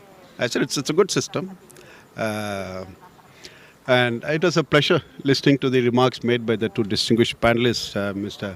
Lucas and Mr. Alfredo. Thank you. I'm going to approach it from a slightly different perspective. The sense I get is the topic today is more focused on international market access. That is the sense I'm getting it, because when I look at their presentations, that is how they have been approaching it. And it's understandable because both Brazil and Argentina are 2 large exporting countries, and it's very much understandable from that perspective. But I come from India, and for those who are not aware, we are as big an agriculture exporting country as Brazil, if not bigger, and as Argentina. Only difference is that you're aware about soya bean export from these 2 countries and meat export, but we export as much meat. And we export many more varieties, from wheat to rice to sugar to you name it. Many varieties of food products we export. And so naturally this topic is of interest from the international market perspective also. But I'm not really going to be speaking of the international market perspective because we are aware of the challenges which we all face today. Thanks to the Ukraine conflict, thanks to the increasing protectionism, thanks to the increasing, as you said, the non-tariff barriers in the form of phytosanitary standards, etc. But I'm going to talk of something different. I'm going to tell you what is happening in India today under the same topic. Because today, what is the debate which is happening in many countries? It's about food security. And so sometimes I do wonder when we are a big agriculture exporting country ourselves, how do we ensure food security for our own people? That's a challenge which it has suddenly come in front of all of us, because that's a challenge which we never really thought about. But today, thanks to the high inflation and thanks to the conflict and thanks to the blockade of the ports, etc., suddenly we are all forced to confront that issue. We are all forced to think about it. But in India, every day we think about it. And so we have been devising policies because we believe the domestic market is as big as the international market. And by making sure that the farmers have access to the domestic market, we are able to ensure that the farmers are also made their enterprises also made profitable, and they get the reward for the hard work which they are putting in. Now, here imagine last year when Brazil and other friends were talking about 5G, what were we doing in India? We were doing something interesting. We made sure that every village, every small house in the countryside was connected to the 4G. Now can you imagine what it means today? That you got a newly developed market of 600 million people in the countryside. 600 million people, 3 times the population of Brazil. There is a new market which has been created within our own country. Now can you imagine what it means for the e-commerce platforms? Suddenly, before, when you are living in a village, you wanted to do shopping, you had to go to the cities to do your shopping, which meant limited opportunities for you to go out and spend your money. But now the market has come to you, it has come to your doorstep. And so today what has happened is that the e-commerce platforms such as Amazon or Flipkart or whatever, they're talking of $100 million sales in one day. It went up to have $500 million in one day. And now when the festival season, they're talking of $1 billion sales in one day. That's simply because of this revolution, the e-commerce revolution which has happened in India. But also, what does it mean? It also means that we're able to use the technology to benefit the farmers. And that is the biggest difference which has happened. Now, we have used technology for multiple purposes. First is the financial revolution. Today, the financial revolution in India, the fintech startups in India are considered to be the revolution, considered to be the hub of revolution, considered to be the center of revolution globally. And many countries are adopting that model. And you may be surprised to know that even the PIX is based on the Indian model. And as a result of which, what has happened in the financial sector?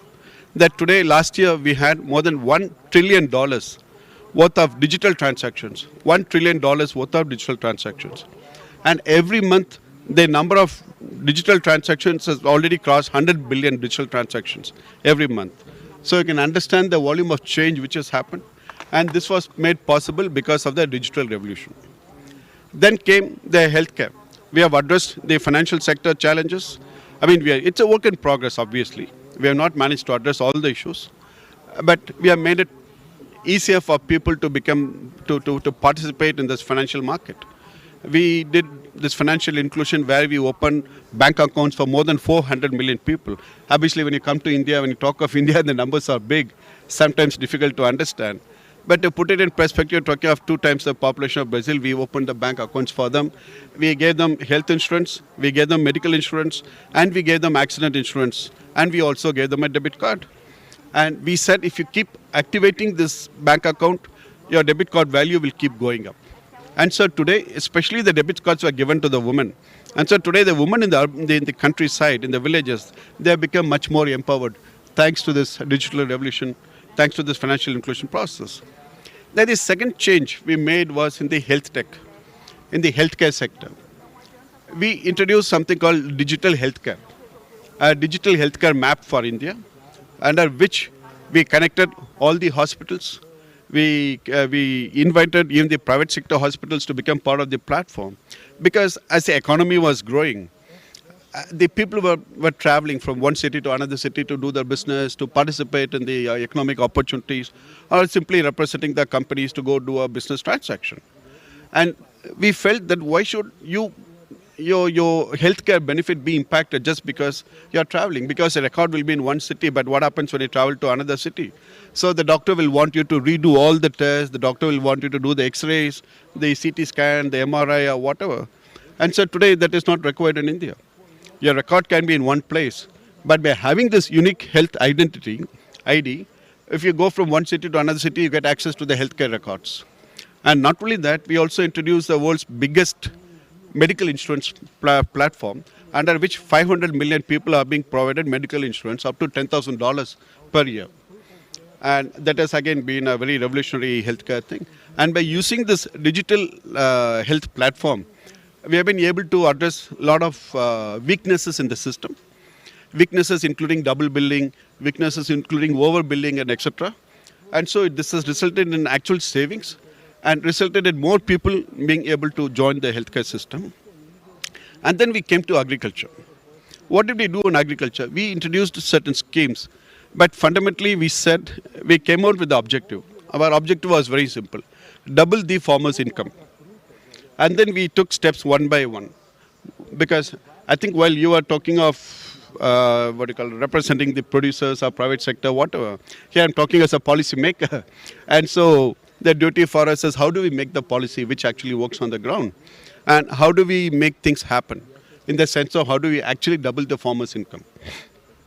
And under which we started many schemes. Like, for example, we introduced a health card for the soil so that they'll be able to assess the quality of the soil. We introduced a special credit card for the farmers. Under the credit card scheme, they were given a loan, something like 2% to 4%, depending upon the size of the holding. And one important measure we introduced was what we call ENAM, Electronic Marketplace for the Farmers. Now, before, what was happening is India is not as big as Brazil, but it is still also a big country. And so the challenge is the same. Like, say, for example, if I'm producing wheat in North India and rice in South India, I still had the challenge of how do I supply to the businessman in the North India or the businessman in South India. So I had to depend on the middleman, right? And so by introducing the e-commerce platform, and so online transactions were happening. And so the beauty was that the middleman who was taking away 10 to 20% of your costing, and which he was adding to his profit, and then he was adding another 10 to 20% to his costing in terms of the sales. And so while he was making a 40% cost, but the end result was that the producer, the farmer, was getting less and the buyer was paying more. And then the consumer, ultimately us, the people, we were paying more than what was actually being the cost of the production. And so now what has happened is by introducing this e-commerce platform, and this has been developed by our Ministry of Agriculture, and under which live auctions happens.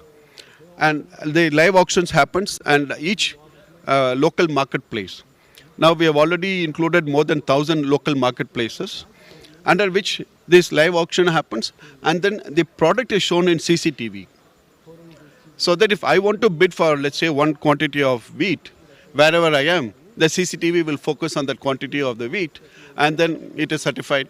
And then before the auction begins, all the sanitary testing, the certification, everything is done, and then that is also shared on screen. And so I can decide, okay, I like the quality, I like the quantity, I like the size of this, say, of the soya, or the rice, or whatever. Then I start bidding for the product. And after the product I bid for it, then it is sealed. So then the whole process, the buyer can monitor through CCTV, and then it is packaged, and then it is shipped directly to him. And can you imagine? You're saving almost 40% of the cost. And so in the process, the farmer's revenue has gone up by more than 20% of the thing, of what he would have lost otherwise. And just to tell you, the government has spent more than $200 million to develop this e-commerce platform. And already we have had a transaction worth some $20 billion on this e-commerce platform. And today we have more than 170 million farmers who are logging into it and who are using this e-commerce platform. And this is by the government. But in addition to that, we have today more than 700 agri-techs which are also developing similar platforms, but which are very focused, which are very niche products, are providing niche services, very specialized services. And some of them are already hitting the $1 billion mark in valuation because they cater to the very specific products in the market. And this has really made a very significant transformation in terms of how agriculture is approached today. Like, for example, if you look at organic farming, the government has come out with a special scheme under which it supports organic farming production. At the same time, there are many agri-techs which are focusing on organic farming also. So they're catering to the market demand, to the production demand, to the technology demand of those farmers who want to promote organic farming. Fertilizers, I mean, today we have developed the nano fertilizers. So what happens is, before you needed to import or buy maybe 25 sacks of fertilizers, today you really need to buy half a sack of fertilizer for the whole farm.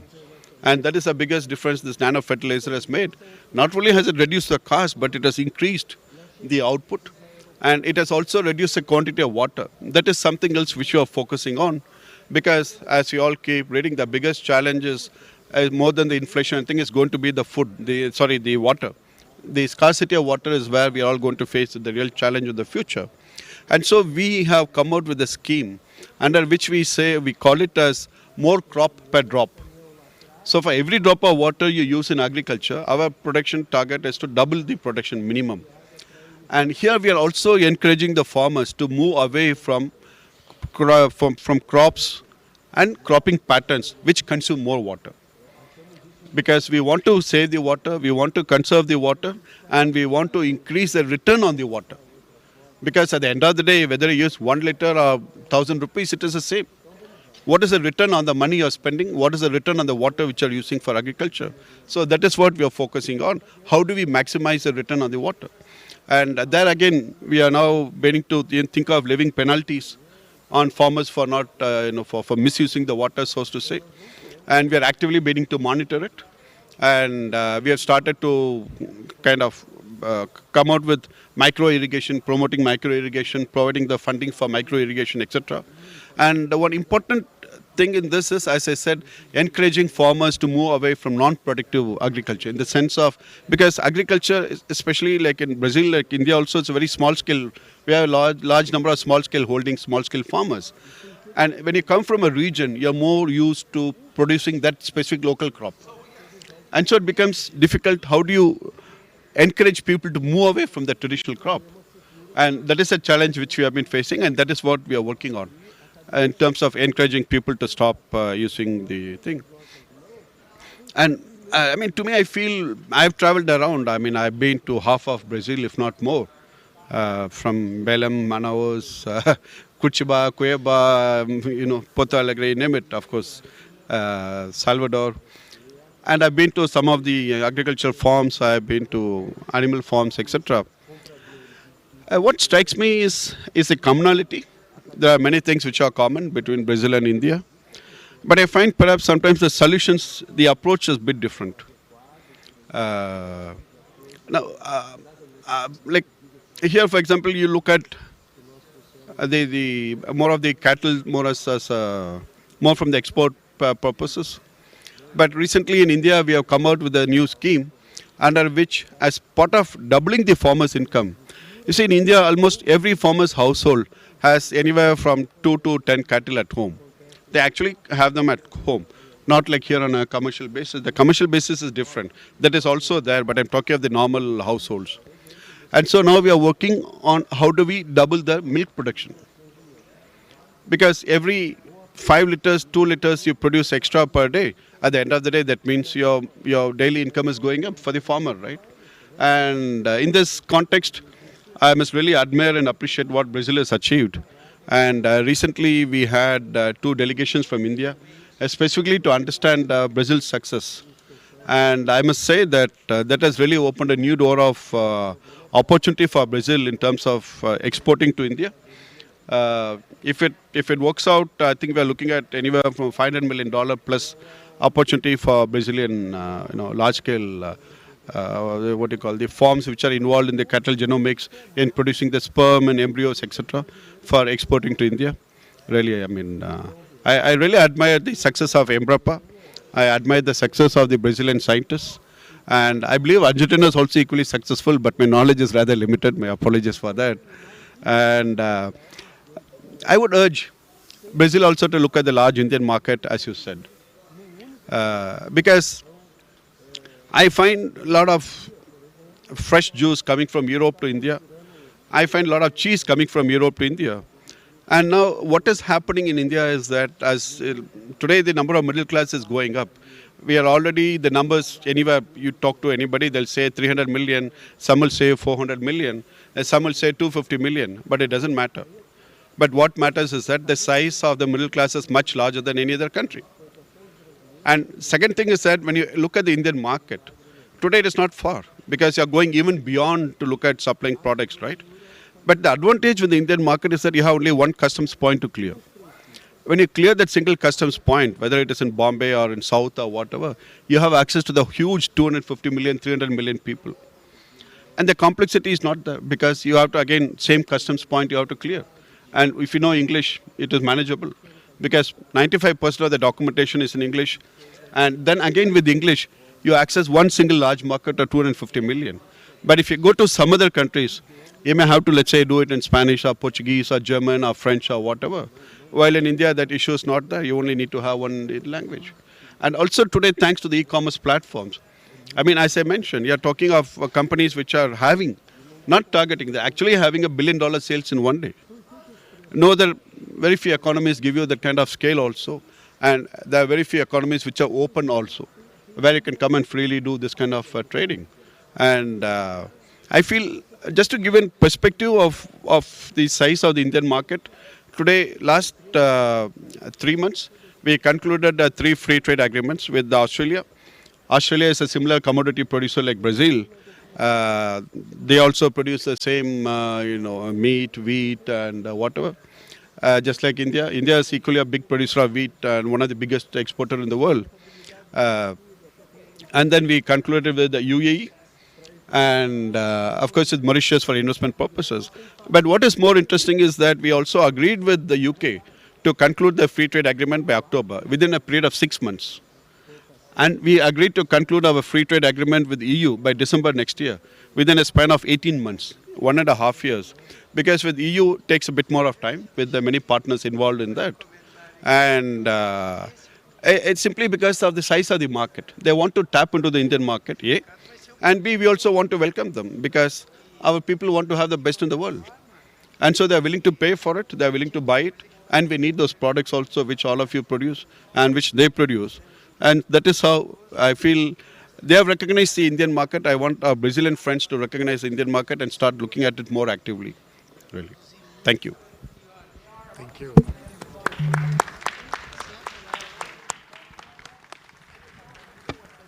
Thank you, Ambassador. It's really impressive, the numbers, no, of the market. Eu vou retomar aqui. A gente tem meia hora para encerrar o painel e eu tenho uma pergunta, na verdade vou começar aqui com o Lucas, mas eu queria que todos vocês também comentassem. Ficou muito claro aqui, né? A gente tem regions, 2 countries in the world, in Latin America, which is a big exporter of food in the world, and we have the Asian continent.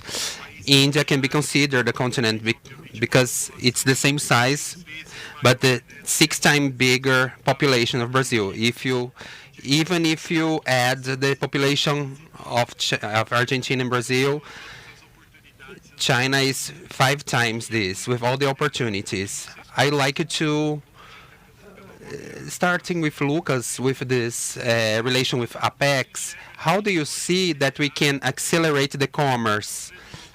Alfredo said a lot about how to break the legislation, the laws. So how can we break the walls of trade and to build more bridges? Taking into consideration these bridges gonna give food security. The last slide said about that, was about that. The first part of the slides was about this topic. So how can we build more bridges? Which are the ways to build those bridges between these countries? It's a great question. I'd like to say to the ambassador, make sure it can be a clear message before I go straight to this. Actually, it's part of the answer. India, it's a priority market for us, and at the agency at Apex recently, we actually have established a specific India desk in our office in the Emirates. In order to start the process to further on have an office there when time has come. So it's undisputed that we need to cooperate. The scale of the market, I found it extremely interesting, the marketplace experience you're going through right now, since Brazil advanced very, very much in the digitalization of the country. Today we are number one in the Americas in service, in public services digitalized, and in digitalization overall we're 10th in the world today. So we are very advancing in this digital experience. With agri-tax we have over 1,500 today, and the growth year by year of agri-tax solutions, they're extremely high. From 19 to 21 to 20 was like 40% increase in just 1 year. So it's extremely relevant. And in order to build bridges to open markets, I think so far we have been doing a very good homework, because the results are there. All these reforms we did in this market opening process, it's already resulted already in the market, in the opening of 201 new markets since 2019, since the current Bolsonaro government until now. So it's extremely relevant. It's this had an over approach in 51 countries in the Americas, Africa, and Australia, in this process of market opening. And we are looking for more. We are open, we are friendly, we are ready to cooperate. As you mentioned, many aspects also in Argentina, with extremely good aggregation of value to agriculture experience, which is also very interesting. We're really looking for, because in this market process, market opening process, we are also adding value to our agriculture in an overall view. So really soon we expect to have a step forward, step ahead on the not only the volume, but the value, the increase of the value of our exports. And this has been very prosperous for Brazil, because when you are friendly, you are willing to exchange technology, that it's confirmed, it's tested, it's fully consolidated. You have a liquid market, as you mentioned, that feeds already today about 10% of the world. And we still have to face sometimes a few barriers, as you mentioned, in order to open new markets. And these barriers, we have been confronting them lately with the truth, because most of the time the way to impose these barriers, it's all about a commercial issue. So the traditional protectionism, it's getting weakened now because of the geopolitical situation, but we also had to face a lot of disinformation with image damage in order to contain this competitiveness, that it increases market share over and over and over at a very fast pace. So I think one of the ways, one of the paths that we can go through, it's through a very strong image strategy based on the truth. So we don't let this, which I consider the extremely immoral agenda, to really talk bad about Brazilian agriculture for commercial reasons, for commercial issues, because this fosters hunger. So based on the truth and a good image promotion to tell exactly what's going on. I mean, I was really amazed with the information about what India is going through. So this gives another round of motivation for us to speed up the process and enhancing the commercial relations. In Argentina as well, we've been together for a long time, doing trade for a long time with Argentina. And I believe it's time for us to unite in order to fulfill this new need of bridge construction into new markets, because the world needs it and we can supply it. So that's why. Ficar claro aqui, né? Cooperação, parceria. Alfredo, queria ouvir pouco de você também. I'd like to hear a little from you, from this. Sharing the knowledge, I think that is the way to construct the building. We are knowing today and tomorrow that. No, sharing knowledge, experiences.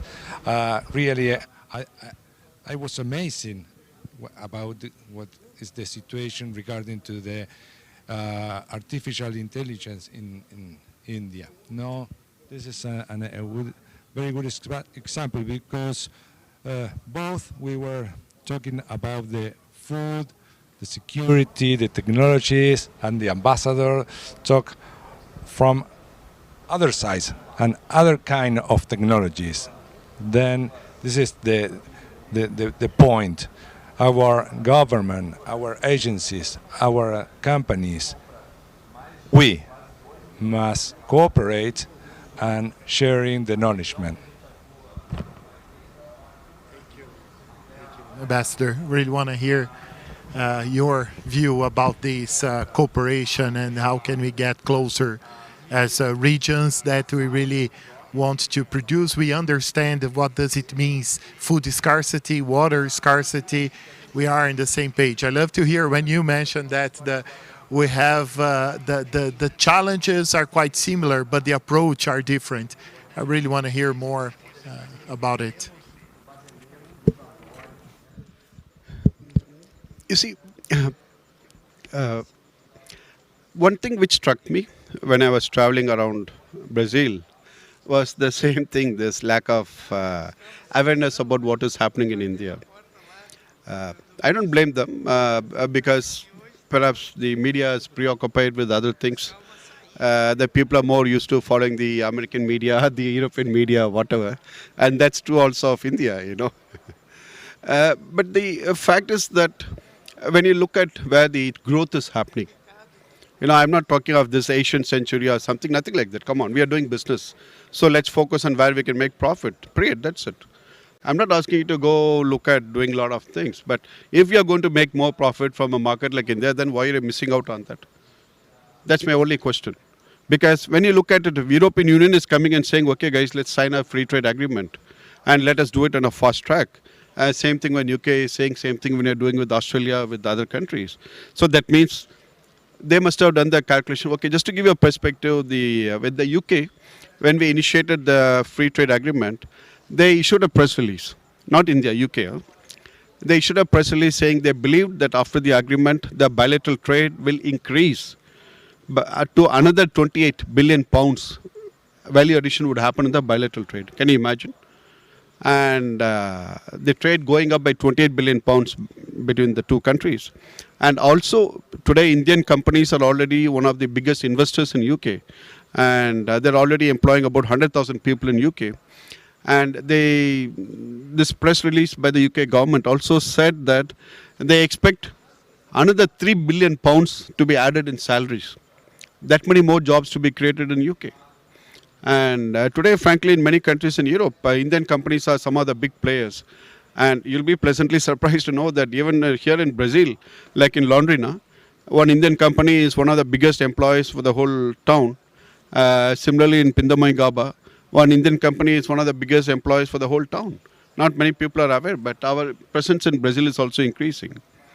Now, why I'm talking about tapping into the Indian market for the Brazilian producers is that as you have more money to spend, you know, you want to have better things, you want to try different things. And so today what is happening is that today the cheese consumption in India is going up. The wine, today there's a big market for Chilean wine and Argentinian wine in India. Today it's become very common. Before it was a challenge when they entered the market. But because of the effort they made, that today it's selling like a hot cake in India. And same thing, you look at coffee. Do you know we have some Indian coffee chains which are market value is more than $1 billion. They have something like 200, 300 outlets across India.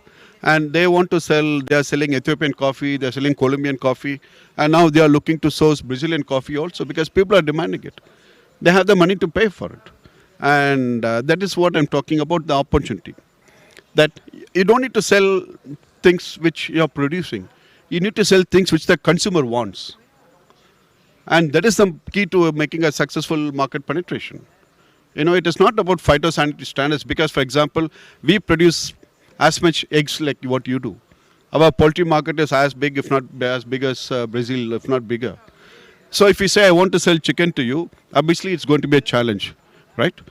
because our producers will also will object and etc. Right? So forget it. But look at what you can supply to us, and focus on that. And then when you have a market, well, like I'll give an example. Like there is one app which sells only meat and chicken and eggs and fresh and fish. That app is today market value is almost $1 billion. Because people today, as the economy is growing, everybody is busy working, especially the ladies. And traditionally, as you know, the ladies used to go. And in India, our preference is for eating fresh meat, fresh chicken, fresh egg, like fresh vegetables, etc. But today, you don't have the time to go to the market. And so this app is saying, we will give you as fresh as possible. And so now that has become like a hot cake. So everybody is logging into that app and trying to get products from them as possible. And that's why the market valuation of that app has now gone up to almost $1 billion. So now if you're exporting from India, for example, right? So you just need to tap into that app, make them as your partner. You don't need to look at the whole country. That app will do the business promotion for you. They will do all the brand building and whatever you want. Right? I'm just giving an example. Or you want to look at Indian coffee, just tap into the 2-3 big coffee chains. Because they have all India presence automatically, they will start having Indian, Brazilian coffee, then you have the whole country available to you. So if you're looking at a step-by-step process in terms of market access, tap into the big influencers, as we say. And they are there. Either way, they're going to be selling your coffee, and same way with the cheese. You'll be amazed at the kind of variety of supermarkets today in India we have, which sell this imported products from US or Europe or from South America and whatnot, really. Please. Result when humanity and governments work all together. The vaccine COVID, the result, no?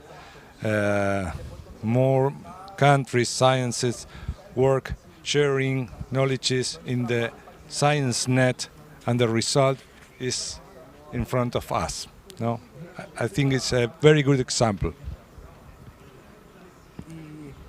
Alfredo, eu queria te perguntar, você mencionou...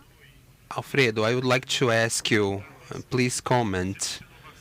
You mentioned a lot about biotech, the challenges. We've seen recently the theme of wheat, resistant to drought. It has been legalized, and Brazil imports a lot of, and Argentina exports a lot of wheat. So talking about food security, so wheat was one of the most debated themes in all over the world regarding war. It's one of the cereals that is trending all over the world, and we have a very current position. I would like to know about the biotechnology, that you are facing this discussion about the improvement of genetics in Argentina, and how do you see the biotechnology helping to unlock these challenges, and how can you access more markets, considering it's a sector that needs a lot of regulation? Innovation now, because this was a work starting in the public sector, in the university. After pass through to Bioceres, and the approval in Brazil was the key decision, because as we know, Brazil is the first market in the export destination in wheat.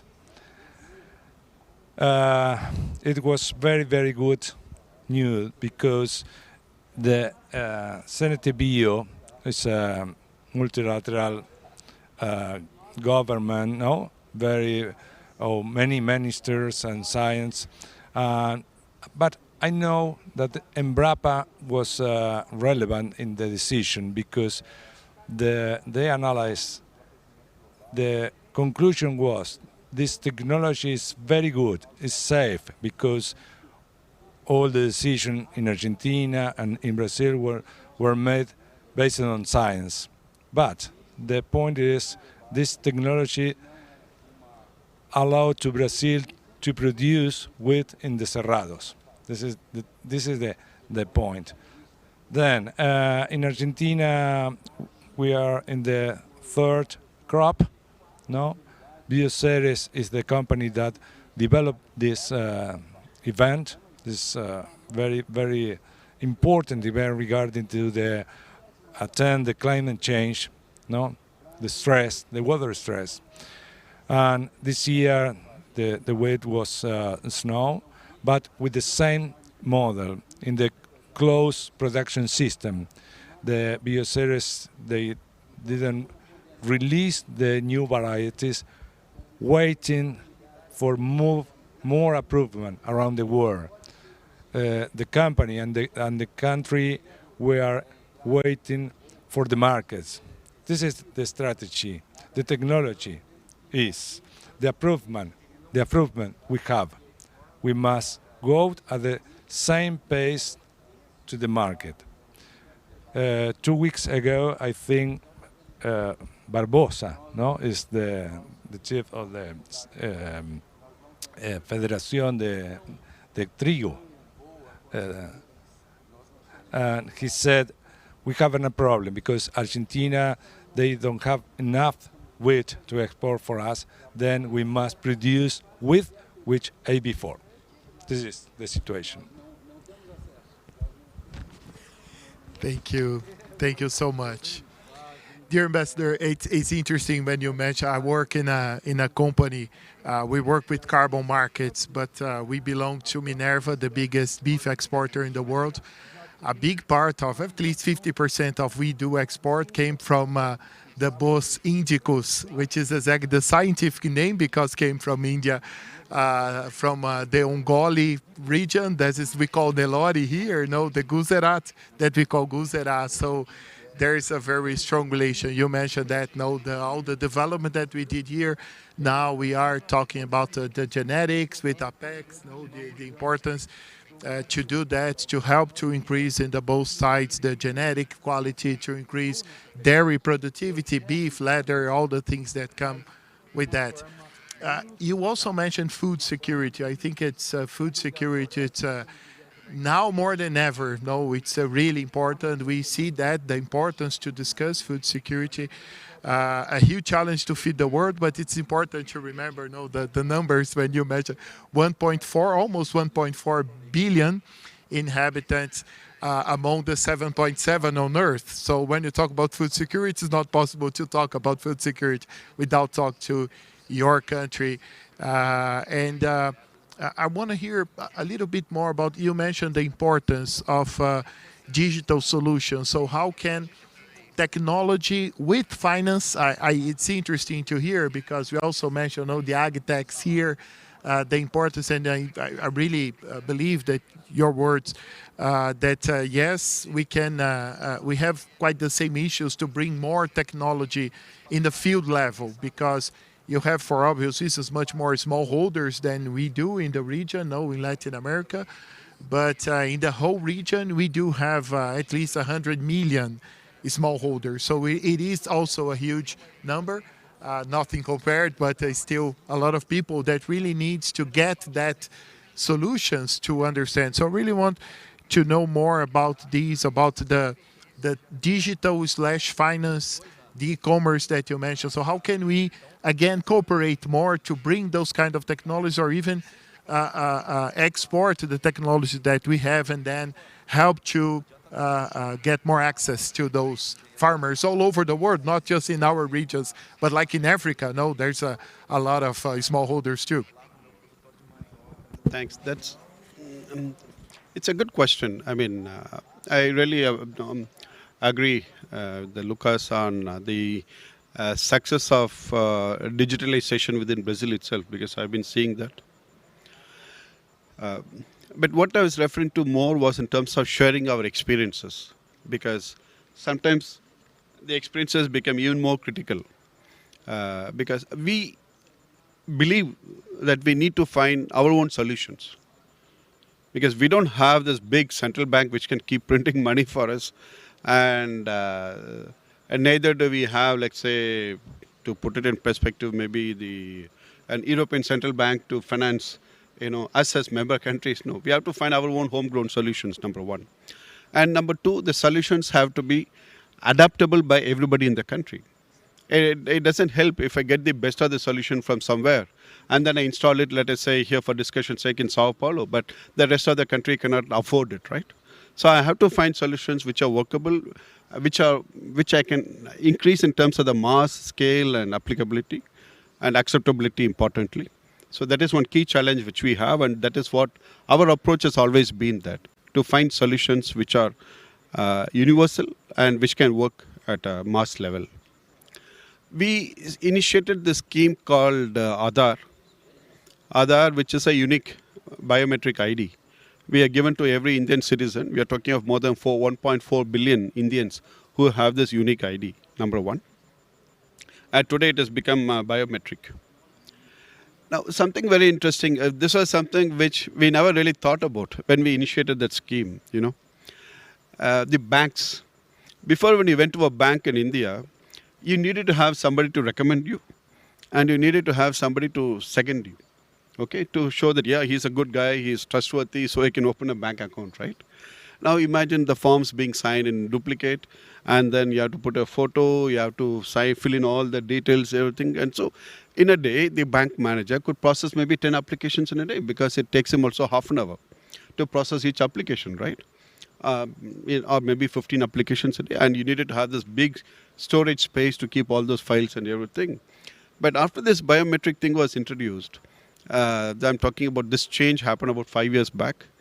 When you go to a bank, there's just a small one, as big as, not even as, maybe as big as this, that's all. And just go put your thumb in that. And then you'll get a message from the biometric authority, the government authority, saying, this bank is accessing your data, is it okay with you? We say yes. Then they get access to the data, and everything comes up on the screen, pre-certified, as we say. So now the whole process takes 30 seconds. And then he only takes my, not even on a paper, my digital signature, and that's it, finish. Your account is open, and then you'll get all the details by WhatsApp, by email, by everything. Now imagine, 30 seconds. Do you know what is saving this card? Before to open an account, it used to cost almost $5 for the bank, because the time the manager has to spend on opening the account, the number of papers they had to buy, the number of prints they had to take print out, and then the storage space and everything. So today it has come down to less than 10 cents. So 4.9 cents became actually profit for the banks. So you can just imagine, forget about the convenience, forget about ease, forget about everything else. Just simply the profit of the banks went up by so much. It's something which nobody really thought about, but that is one of the benefits of technology, using technology. Now, when it came to this food security issue, we also use the same technology. Before, there are a lot of leakages. What we do in India is that we have something called public ration system, under which we give rice, wheat, pulses, and cereals, and all that stuff, and also cooking oil to the people, to the poor sections, to the weaker sections of the society. But we used to have one card. In the card, the names and details of the family would be entered into that, and then again you had to keep renewing the card. You had to keep going to the local office, get it renewed, and etc. every year and all that. And there are a lot of leakages. So we made the whole system technology-driven. What you're doing in the bank is what you have to do in the office also, where you go to collect your ration, right? So you actually have to go physically present your thumbprint. Then they will give you the ration. So now there's no more leakage. So because it is matching against your thumbprint. And in the process, you'll be surprised to know that we saved more than $4 billion. It was actually calculated how much money the government saved, because again, the volume population is quite high, right? So again, with that $4 billion, naturally that money is used for other activities, right? What is saving is money which is used available for investment, right? So the government was using that money for putting in something else also. And we made sure during the COVID, we did not really give monetary assistance to the people, but we gave them the food grains. So for each family, we gave the food grains, and we were giving to almost 500 million people, practically speaking, during the pandemic. Same, 5 kilos of rice, 5 kilos of wheat, and things like that. The numbers vary depending upon the number of family members. But we made sure that those, those distribution centers were open, and the public could go there, collect it, and go home. And we made sure that the essentials were provided for the people. And second thing is the cost of the product.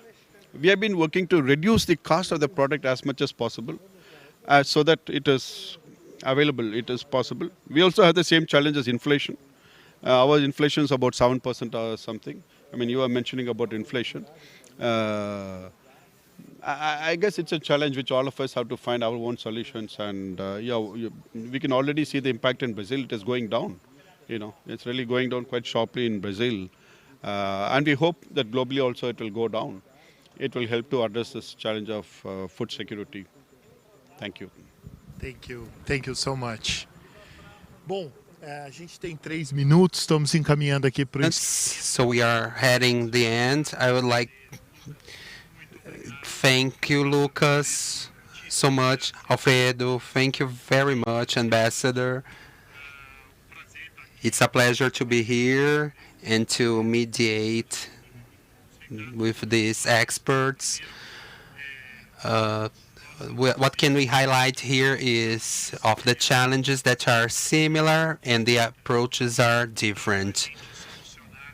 We can't solve problems that might be the same in each country, but every country in the world, not only here, but also demands that these solutions have this local look.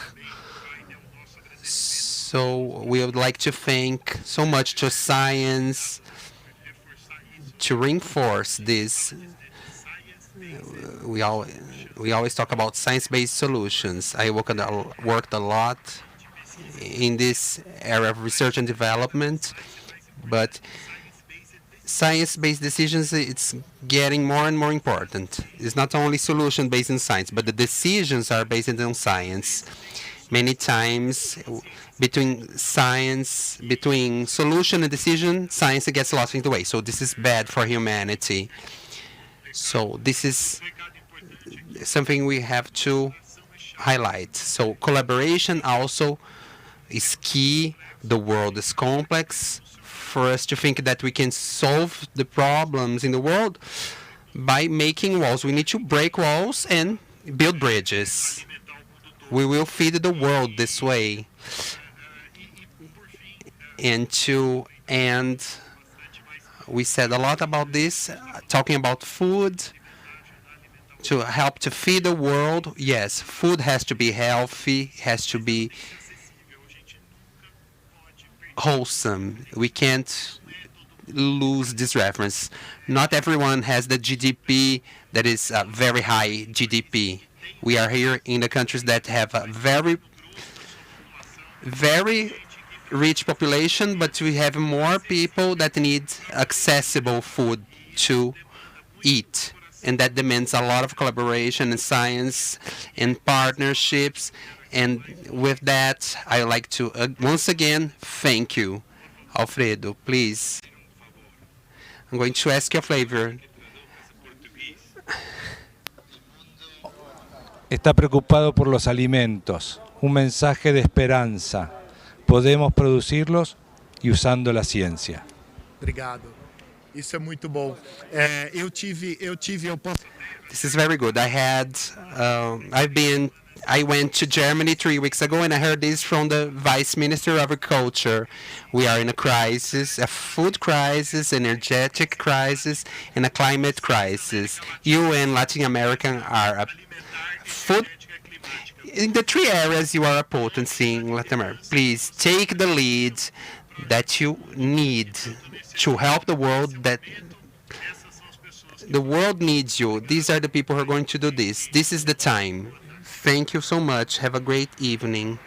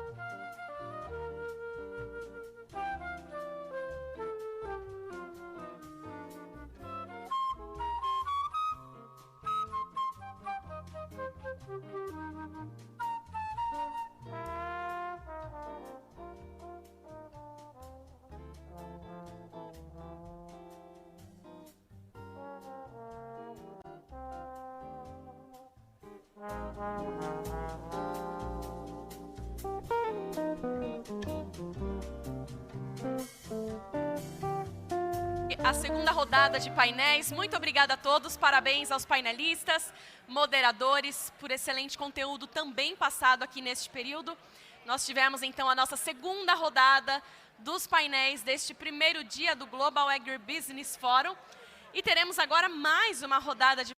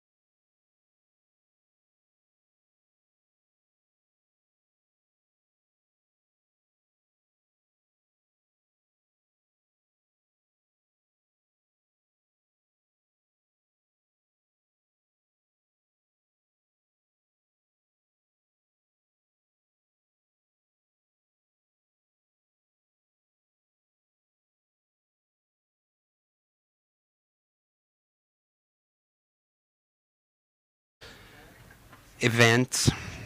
First of all, going to talk about we are going through a interesting moment in the world. The most is about food security in the world. Like an example is the lack of food in Sri Lanka took down the government. It's not a dramatic expression. Food security is central matter for the balance of the nations. We're going to listen to our panelists associating food security, sustainability, productive sustainability.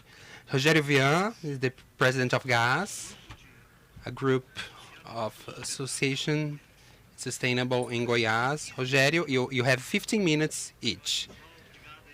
Hi everyone. Thank you for everyone. Thanks to Roberto Rodrigues and two panelists here, Rejane, Roberto, and everyone here. Like to my presentation. Is it here? Is it ready? Going to talk about doable strategies for sustainable agriculture. We have 800 associates in Brazil, and we work with a system of production that is very complex, at the same time using what we have in a regional form. We use with regional. That's been 9 years, so most are farmers from north to the south of country, and some from abroad, from Argentina, Bolivia, and Paraguay. We're going to explain a little about this strategy. After everything we heard today, we have a problem. Brazil even more, because Brazil don't have the sovereignty. We have to import. I'm going to show our concern. There's a low resilience in the world, in the supply chain, especially with the war in Ukraine and the climate change and the AESG agency everybody's talking about, and we have to do it. Also, the supply chains are unstable, and the pandemic, and also the inflation. So all of these situations created a perfect storm. So it's complicated to many countries. Europe feels more because they are near Russia and Ukraine, but all countries are going to feel it, even Brazil. So we worry a lot about this. So there's an excess in all the world. Europe is convoluting the food supply. They have to the questions of urea and nitrogen. So how can we replace some things that we use in agriculture nowadays? That's why I always talk about transition, like he mentioned in Sri Lanka. You cannot do like that in any country. It has to be done slowly, so everyone can feel the change, transition in a general way. This is in Brazil, the use of land in Brazil. Dr. Robert knows more than us. The use of land. We use a lot less land to produce. We have a reservation that has a lot. 66% of our territory is preserved. 85% of the Amazon. There's a lot of room to grow in agriculture. You don't need to deforest everything. We have pastures to do agriculture without deforesting more in a very sustainable way. Those are the numbers. You have temporary crops, perennial crops, so without deforestation. The conventional system, how we are migrating from the conventional to a more sustainable system. We had high productivity, soil as substrate, crop agriculture, curative intervention, and a more immediate vision. Now we are focusing on high profitability, leaving soil and functional process agriculture, using more knowledge than products. preventive intervention, working with biological products, and a more holistic vision in general of the system, not just monoculture. We do this in a very normal us because we've been doing this for 9 years in all sizes, from half an hectare to 400 hectares. The agriculture of processes have the laws of nature. We observe what we can do, complex environments that are more stable and productive. We need to mix the systems with different kinds of plants, natural phosphates, different cultures, and to change a little the monoculture depending on the region, and a generative in the process agriculture. Those are the practices that favor the system. Natural enemies. I am an engineer of agronomy. We always used we have to look at this natural enemies that affect. Alison Porinelli is a great enthusiast. Nutrient cyclators, trophic chains, fungi. How can they favor? You see there a picture of corn. It is remineralizers. We don't use. We need to improve the efficiency of the products that we already have in the market. Those are the purple. Those are the aims of gas. Reduce 60 to 8% of fertilizers and pesticides. In some cases more, depends on the transition, on which stage it is, especially relating what's inside the farms. To reduce the cost of production. We have a problem with the climate. We need to have a more resilient system. If you're going to warm up or you're going to cool down. We are seeing this. I am from Goiás, the southeast.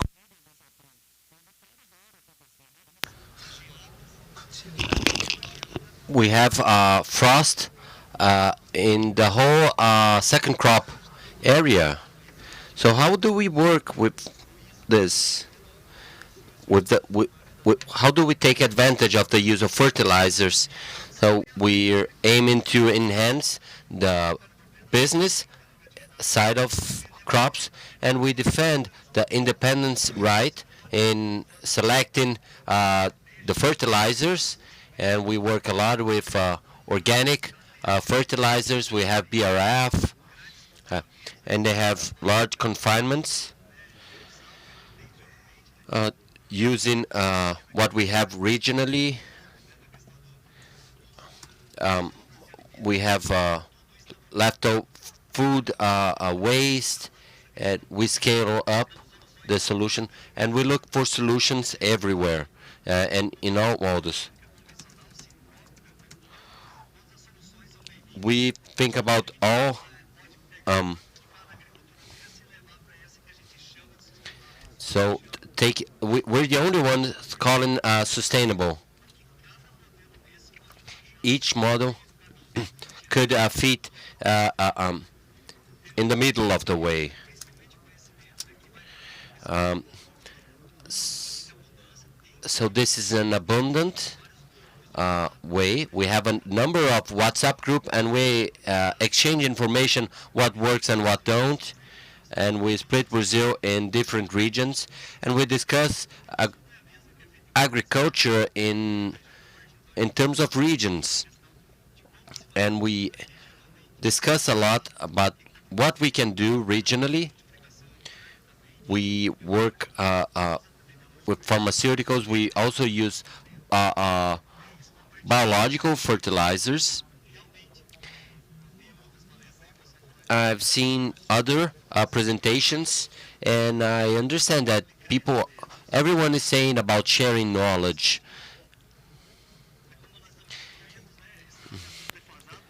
This number is underrepresented. We are more than 800.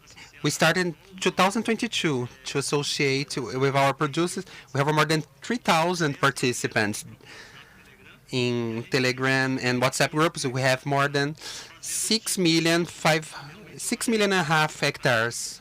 So it's a significant area of land. By state, this is the number. Most is concentrated on the Midwest, but a lot on the Southwest and the Southeast and the Sul. North and Northeast a little less, but we all over Brazil.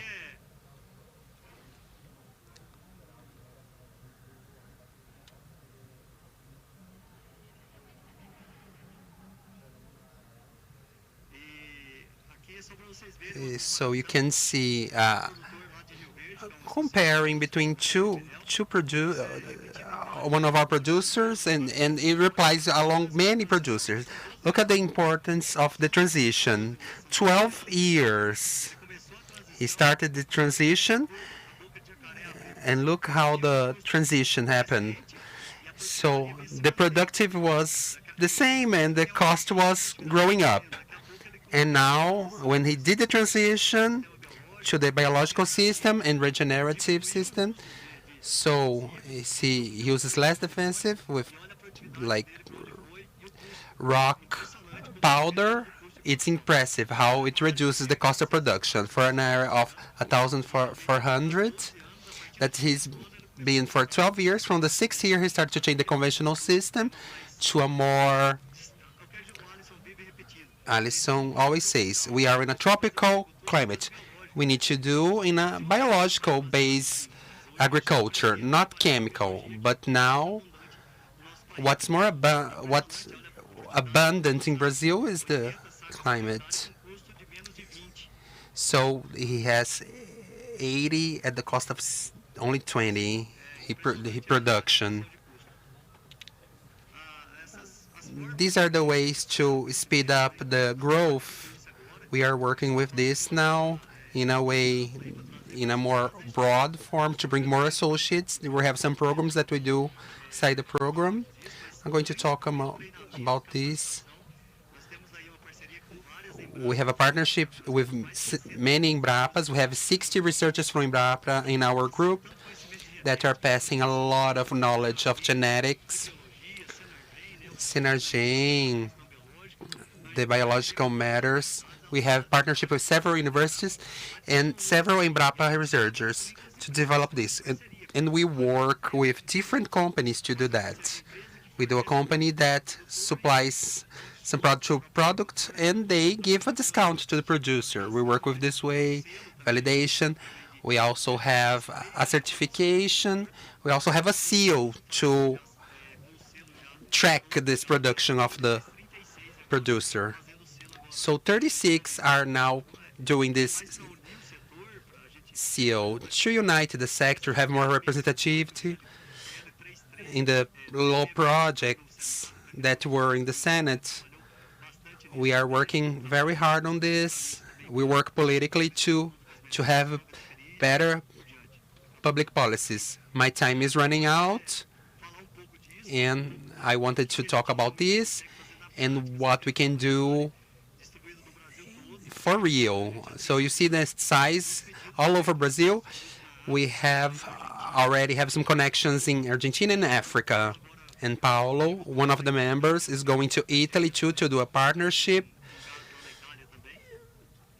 to open a gas in Italy. We want to work, so there is a way of collaborating. Everything is inclusive. No one says about taking off, but in a responsible way, we're going to change the system that is working until now.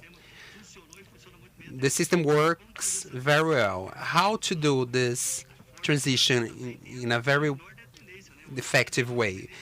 Brazil has a very high dependency of import, especially NPK. How can we revert in a medium and long term? Thank you. Rogério. Thank you very much. Before I pass Rogério, I want to ask you two questions. The number and the area, the total area. And mathematics question. What is 200 question? 800 hectares is the average. The 3,000 participants on average is 800, so they are big producers. Do you have a cooperative participation? We still don't have. In Mineiros, they have. We're entering this process very slowly, but we are entering this process. In the Office of Administrator for the Foreign Agricultural Service, United States. Jeremy, you have the floor. Thank you, Dr. Rodriguez.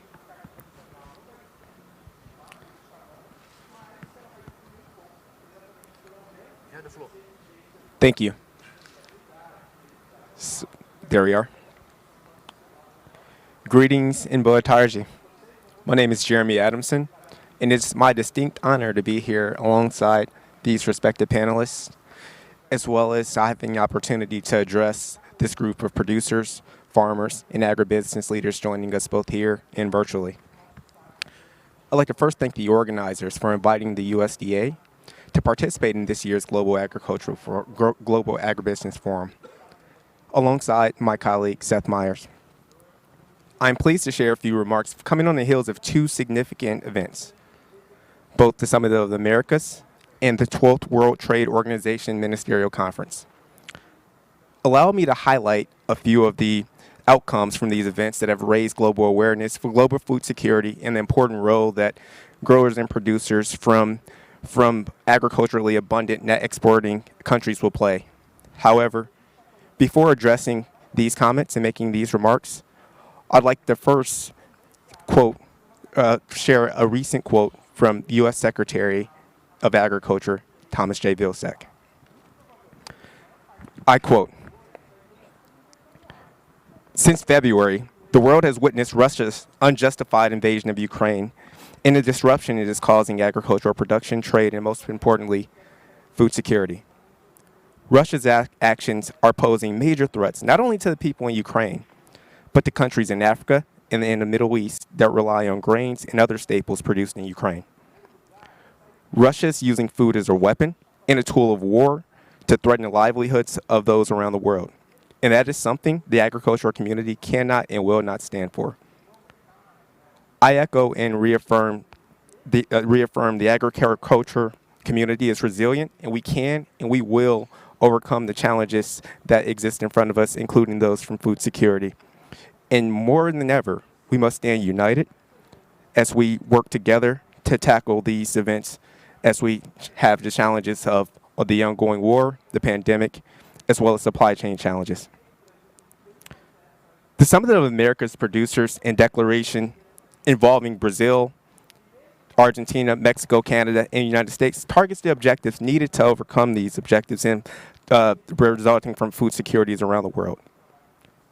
From boosting major crop yields, to finding more sustainable approaches, to optimizing better using nutrients and new fertilizer sources in agricultural inputs, we look forward to supporting and disseminating this important information and inputs needed for farmers. We recognize that as producers, not only are you stewards of the land, but you continue to help shape in the advancements of the innovations needed to address both food security and climate change. As we face these mounting challenges, now more than ever, countries and private sector actors are focused on creating the innovations needed to make sure that farmers can adapt and adopt these techniques so that they can be socially economical and environmentally sustainable.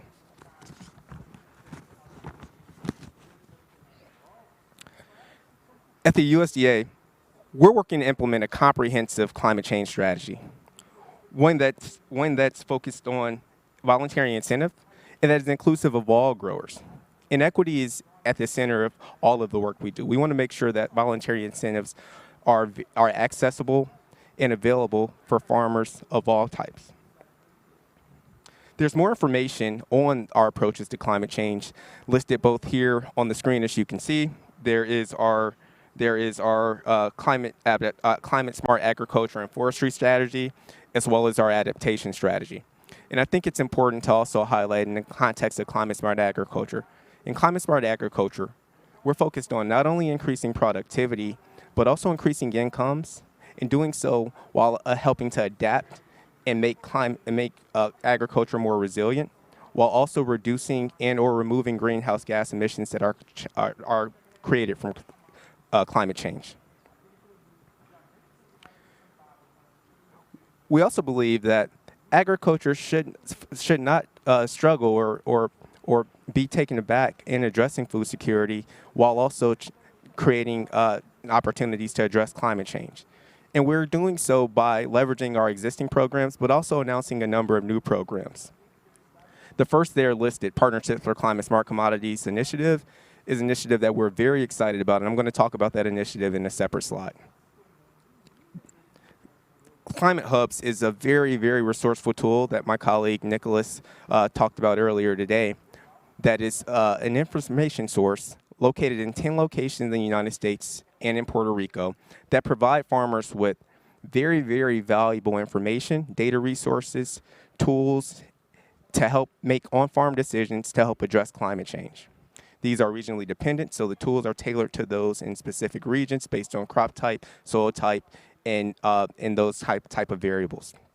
I want to highlight that there was a recent $10 million investment called Extension Education and USDA Climate Hubs Partnerships that focuses on the next generation of agriculturalists and helping to educate them on climate change resources.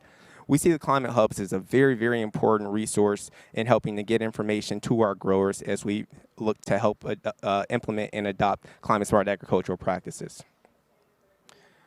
The Environmental Quality and Incentives Program, or EQIP as we call it, is important because it provides financial and technical assistance for growers to both help to address natural resources, but also it has environmental benefits as well, such as improved water quality, improved benefits such as soil health, improving wildlife habitat, as well as addressing mitigation and drought through increasing weather volatility. Recently, we've invested $10 million in this program, specifically to target growers in specific areas. And this pilot helped more than 500 producers in 2021, just last year. And we've expanded this program this year, and we're looking for even more adoption of practices through EQIP. Next program listed is the Conservation Stewardship Program, or CSP, which is a program designed to compensate agriculture and forestry producers by helping them to increase their level of conservation by both adopting additional conservation activities and maintaining their baseline level of conservation. And there's a lot that we're focused on in fertilizer, and I'll share more information on a recent international announcement here later in my presentation. But we have a few initiatives here focused on both fertilizer production as well as innovations. We announced the $250 million investment that was later doubled by President Biden to $500 million in support of innovations in alternative fertilizer sources. This is very significant. We're hoping that this will help to ultimately alleviate supply chain pressure. And at the same time, last year there was an EPA Grand Challenge that we co-sponsored that focuses on measuring and evaluating existing tools in alternative fertilizers, where we hope to gain the much needed field trial information so that we can know the viability of these products as they go into commercialization. And there's also an opportunity in that funding to bring new products to market as well. And as I mentioned before, the Partnership for Climate Smart Commodities, I can't speak with enough enthusiasm about how excited we are to launch this program, because while the basis of voluntary incentives are important, new and better markets are also important in the context of providing incentives for growers to adopt climate-smart agricultural practices. This program is significant in that it provides $1 billion in grant funding and support to support large-scale projects, to support implementing, measuring, and marketing climate-smart agricultural practices.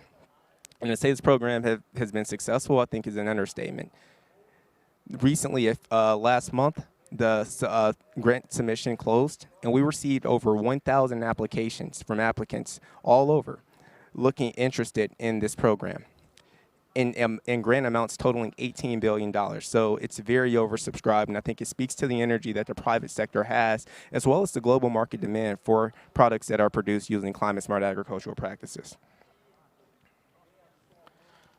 Next, I want to talk about a few international initiatives that have been very successful in building coalitions, not just with governments, but also with the private sector as well.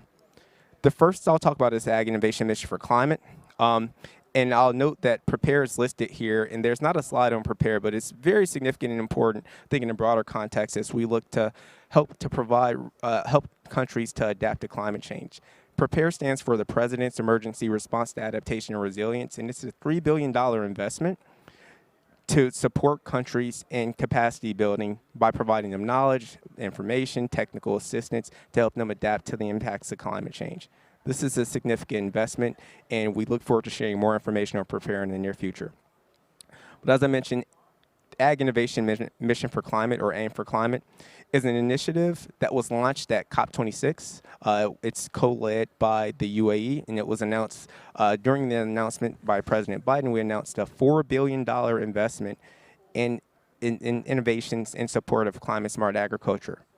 This is significant. We know that if we're going to meet the demands of food security, if we're going to meet the challenge of sustainable productivity growth, we need new tools and resources. AIM for Climate has been tremendously successful to date with over 200 partners, 41 of which are government partners, 160 plus of which are non-government partners who play a very critical role in this. Is listed there. You can see the partners. There's government partners, innovation sprint partners, who I'll speak more on, as well as knowledge partners who also serve a critical role. As we look in the next steps here, moving towards COP27, we want to double the goal of $4 billion to $8 billion. And to do so, it's going to take new partners. It's going to take us bringing on new country partners and new private sector actors who are very active in this space already in investing in innovations. And we also want to announce new innovation sprints, which I'll talk a little bit more about, in 4 focal areas. We're focused on emerging technology, on agroecological research, on smallholder farmers in low to middle income country, and methane reduction. And I also want to highlight a new platform here that's released to partners, but it's going to be announced formally here in the near future. It's called the Innovation Hub. And what this platform does is it allows for partners who are working on projects in country to share information and collaborate as it relates to AIM for Climate and topics that they're focused on. Now, I want to talk a little bit about Innovation Sprint Partners. So Innovation Sprint Partners, to be a government partner with AIM for Climate, you have to share an increased investment of a specific monetary amount over the next 4 years in support of innovation for climate-smart agricultural practices. And this is over an established baseline. The Innovation Sprint Partners, similarly, must also share an increased investment targeting specific actions and support for innovations in support of climate-smart agriculture. I want to emphasize that responsibility for all funding is held within that of the organizations that are Innovation Sprint Partners. AIM for Climate does not dictate how funds should be spent. So innovation sprints. An innovation sprint is an increase in investment to achieve a specific measurable outcome or output for agriculture innovation for climate-smart agriculture. And we're encouraging innovation sprints to be big and bold and to solve specific issues. And where the partnership and collaboration for AIM4C comes into play is that we want knowledge partners to identify where challenges are happening across the world. We want to identify regions that have specific challenges and align those with investors or private sector actors who have capabilities to solve those issues. I'll note that the deadline for innovation sprint proposals ahead of COP27, where we'll be highlighting innovation sprints, is August 31st. So I encourage you all, if you're interested in learning more, to please visit the website there, aimforclimate.org/innovation sprints. I want to quickly also touch on the Global Methane Pledge. And I should note that Brazil was an early partner in AIM4C, in AIM for Climate, and they're also a partner in the Global Methane Pledge. Global Methane Pledge looks to collectively reduce methane emissions by 30% below 2020 levels by 2030. And this is a very successful program, also announced at COP26, that now has over 100 country partners that have signed on to this pledge. So we very much so look at this as is another opportunity to collaborate as we look to reduce methane emissions, which can have an immediate impact in addressing climate change.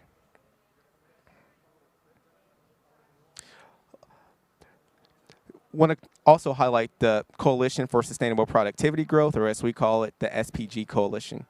This was launched at the Food Systems Summit last year and has been tremendously successful and is more appropriate now than ever when we think of the context of food security and the need for sustainable productivity growth. The SPG Coalition now has over 90 partners, over 19 governments, and a diverse mix of non-government partners across philanthropies, universities, research institutions, and all of the likes. This initiative has also been joined by the European Union, who initially potentially saw that this was counter to Farm to Fork or the Green New Deal. I think that's significant. Now more than ever, we recognize that we need sustainable productivity growth, and this initiative moves to provide a collaborative platform and to produce outcomes and information sharing so that we can have the tools and resources needed to achieve sustainable productivity growth. And last but not least, I'd like to highlight the Global Fertilizer Challenge. This was announced at President Biden's Major Economies Forum, convened last month in June. And this is a call for $100 million in investment to help improve nutrient management, increase fertilizer efficiency, and develop alternative to alleviate pressure on both food and fertilizer supply. Funding for this will fund both research and development, but also technical assistance in countries that have high use, as well as high waste, to help them to adopt nutrient management and alternative fertilizers and cropping systems. This is going to be another significant program that we're very excited about, and we look forward to sharing more with you in the very near future. That is my time.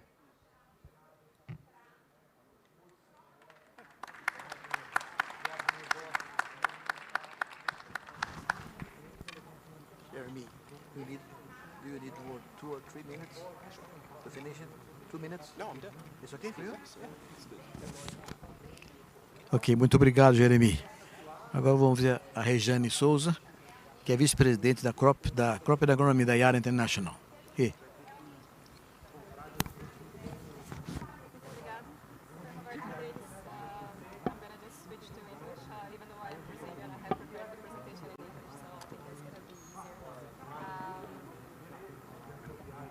Of course, and I forgot the mic.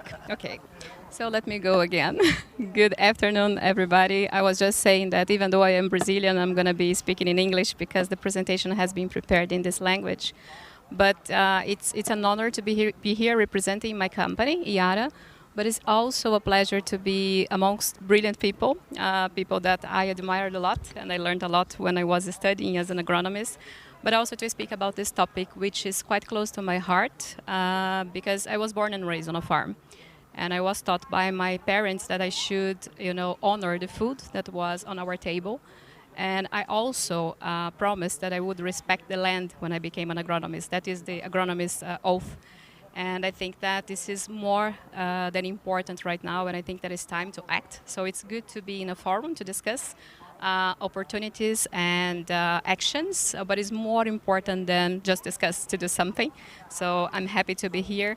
And I know that sometimes we feel like a drop in the ocean when we see the size of the challenges and the obstacles that lie ahead of us. But I honestly think that each and every one of us, we have a role to play. And whenever we come together, I think that the solution is going to be there. So I have prepared the presentation, pretty much focused on our, on explaining to you our take on growing a sustainable food future, and how to balance the dilemma of ensuring food security, but at the same time doing this sustainably. So I'm going to be explaining the why, what drives Yara's ambition and strategy.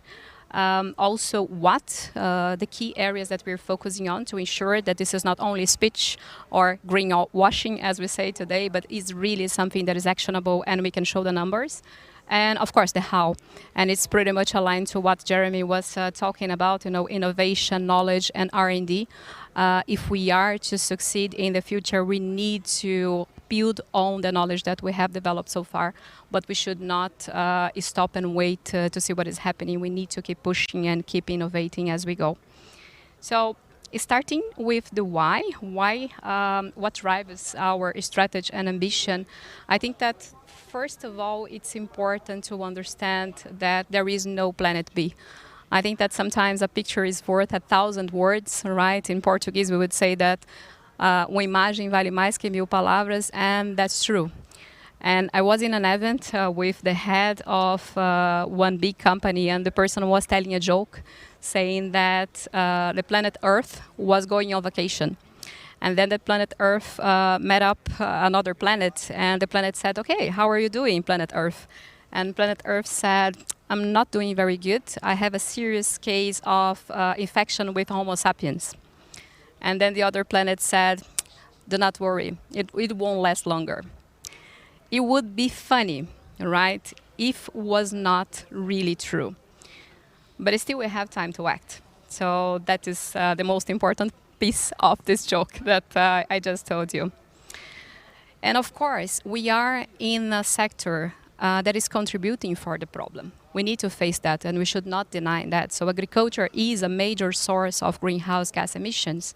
Up to 20% of the total emission globally is because of agriculture. However, we are also responsible for producing food. So that's why I said that we need to understand how to address the dilemma, because of course we need to decarbonize, we need to be sustainable, but at the same time there are people starving, and that's not acceptable. So it's important that we try to develop actions and plans and put this in place and execute in order to minimize the problems that we have. And I find very interesting this 9 planetary boundaries concept adopted and discovered by Rockstrom that tells about the conditions that we should have in our planet to ensure that we can hold life on Earth. And as we can see, we have some of the planetary boundaries which are already close to a dangerous place, let's say, when it comes to biodiversity. We lost up to 80% of the biodiversity in the past years. That's a lot, right? 80% of the species, they are not here anymore. And of course, when it comes to specifically the geochemical flows, for instance, phosphorus and nitrogen budget, this is also something for us to be very worried about. So every time that we talk about innovation, on having sources that can be more efficient, understanding how to use circular economy to support the farmers to produce more and to ensure that at the same time we are not polluting the environment. So it's not about only having one solution, right? Because sometimes the polarization is really the problem. When we think that just one solution is going to save the world, this is where the conversation gets a little bit dangerous. So it's important to have in mind that we have many challenges. So we have many perspectives, and we should consider each and every one of them and try to adapt this as we go. But there is still time to change. As I said, I don't want you to have the feeling that I am being negative, because you're going to see that, even though we are a major source of let's say, greenhouse gas emission, at the same time, we know that we have the opportunity to contribute to the decarbonization of the world. Here, I brought some numbers related to what could happen if we could make the food system more sustainable, considering only 4 main topics. The first one being reverse land use, ensuring that we can produce more without deforesting. The second one would be climate transition in agriculture, ensuring that we can have carbon sinks and more active plants capturing and sequestering more carbon. Increasing efficiency in nitrogen use efficiency. I work for Yara, right? It's a major player when it comes to nitrogen, and we are extremely serious about that. We understand that there is a lot to do in terms of increasing nitrogen use efficiency. And it's not only about having the right products, it's about applying the right practices. It's applying knowledge per hectare. The more we apply knowledge per hectare, the more we're going to get success in agriculture moving forward. And the fourth one is improving rural livelihoods, right? Unfortunately, farming is not that sexy anymore. When we talk to the new generations, we know that a lot of them, they don't want to stay. And it's not that interesting, especially in Europe now. And this is very sad. And as I said, I was born and raised on a farm. And for me, this is the most beautiful profession that we have in the world. But we also need to understand that it's not only about loving what you do. The farmers, they need to afford their food. They need to pay their bills as well. So we also need to focus on improving their livelihoods so they can stay, right? And they can produce more. So, as I said, if we do everything right, we have a huge potential. The potential to decarbonize the world is massive, and agriculture has a role to play. What we need to do is, as I said, to work as a team, to defend our image as well. Because sometimes it's quite easy for society to put the blame on the farmers, to put the blame on the agricultural system, whereas the food comes from what we're doing in the field. So I think that this is the positive note on my speech so far. We can do a lot. And it's not that we don't know what to do. The frameworks are set. So that's why I said, of course, it's good to discuss, but it's even better when we act. And whenever a company or organization tells you that, okay, I'm worried about sustainability, ask them to show the balance sheet, because this is where ESG targets are going to show up. So it's not enough just talking about. It's time to do something. So we have the SDG goals developed and established back in 2015. We also have the Paris Climate Agreement. And what we don't have is time. That's why I said that we need to act very, very fast. This is the why. Why IATA is doing what we do. Why IATA is changing its strategy. Why have we decided that our new ambition is to move towards growing a nature-positive food future? Because it's serious, because it demands action, and because it needs to be now. But now I would like to share with you what are the focus areas that we are working on to enable the ambition, because having a thought is nice, but if you do not do anything, it's just wishful thinking. And those are the pillars that we're going to be focusing on moving forward to enable our new ambition. Being the first one, climate neutrality, for obvious reasons, right? We have the pledge to become carbon neutral by 2050, and we have signed the science-based targets. So we are not only focusing on decreasing our scope 1 and 2 emissions, but also to support the decarbonization of agriculture. Hence, we need to support the farmers to reduce scope 3. That means that we need to be close to the farmers and we need to be connected with them to ensure that we can create solutions that are going to meet their expectations to reduce their emissions as well. And of course, we also have a role to play when it comes to energy and transportation. We are a global company. We are sending our fertilizers over the globe. So we have been investing a lot in green ammonia, for instance, that is not going to be only contributing to decarbonize agriculture in field, but also in the transportation and energy sector as well. The second pillar is promoting regenerative farming practices. And I was talking to Professor Cantarella earlier today, and I was talking about the whole discussion going on in Europe right now about regenerative agriculture, or what we should do, because Green Deal is going to push the farmers to reduce fertilizer use by 20% by 2030. So only 8 seasons to go. Another target is to increase nutrient use efficiency up to 50% and to reduce crop protection products by 50%. So you can imagine that what you have been seeing in the news, the protests in Holland, in the Netherlands, in other countries in Europe, this is true because they have set the targets, but now they're discussing the how. Good news is with technology, with knowledge, just applying the science that we have discovered so far, we can do something. But it's important that we keep in mind that regenerative practices should not be seen as black and white, right? The farmers, they are not going to change from one day to another. As Rogério was showing the numbers, right, Rogério? It was over 12 seasons. So we also need to help our farmers to understand the long-term perspective.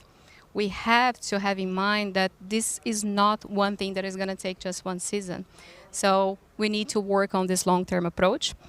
And for the regenerative farming, as I said, it's not only about applying knowledge and improving nutrient use efficiency, but it's also about building crop resilience. It's about building fields that can have more marketable yield per hectare. Because one of the key problems that we have is food losses created in the field and food waste generation. So if we can have practices where we have the right quality parameters, but also extended shelf life, we can do a lot to ensure that more food is going to go to the tables of people. And last but not least, prosperity is extremely important as well. Because at the end of the day, the farmers are the one paying the bills, right? So we need to do this for them. And we need to ensure that they have return on investment or whatever practice they choose to adopt. It's important to do this on a sustainable way. The second point, which is interesting, is about supporting farmer diversity. And this is also very close to my heart. And I don't know if you know that, but if we are serious about closing yield gaps, we always talk about Africa, Southeast Asia, right? I don't know if you are aware, but the yield gap between female farmers and male farmers in countries like, in the African continent and Southeast Asia is 30%. Just because of the fact that female farmers, they don't have access to knowledge, they don't have access to finance, and they don't have access to technology. So, of course, addressing farmers' diversity is quite important for Yara. And as I said, farming is not that sexy anymore. So we need also to help the youth, the new generations, to farm and to be profitable, to stay in the field. And contributing to zero hunger, but also health and nutrition is quite important. So topics such as biofortification is quite key. What can we do to support staple food to have a better content in order to save some money in terms of health care in the future, for instance? Because we already know that we have a lot of deficiency when it comes to zinc. We have the new diets coming, vegan people not consuming enough calcium. So we are investigating what we can do in order to solve problems like that as well. And last but not least, I would like to share with you a little bit about the how. As I said in the beginning, the challenges, they are big, right? We cannot deny that. But I think that the opportunities are also as big as the challenges. And I just brought here one slide showing the global R&D network and partnership that Yara has. We collaborate with almost 100 R&D centers and universities worldwide, because we do believe that knowledge grows whenever you can make this knowledge flow. We need to use, as Rogério said, we need to share, we need to discuss. And the more we talk, the more we figure that we don't know yet. And we need to keep pushing and we need to keep investigating. So I think that, as I said, whatever we decide to do, it needs to be science-based. It should not be based only on opinions. It needs to be very serious, needs to be backed up by facts. And again, we cannot address the challenges alone. So it's important that we do this collaboratively, as a collaboration. My tongue is not helping me today. But yeah, this is my message. As I said, it started a little bit on a negative tone because I wanted to create this urgency feeling amongst you. I know that if you are here, it's because you believe that. But I think that we can face the challenges if we stick together and if we act. Thank you.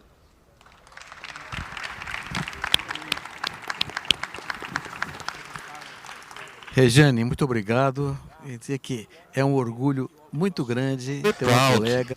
To have you here and have people as competent as you. Thank you very much. And now we have a virtual participation with Mr. José Sumpsi. He's a lecturer in agrarian policy at UPM and member of the high-level expert committee at United Nations.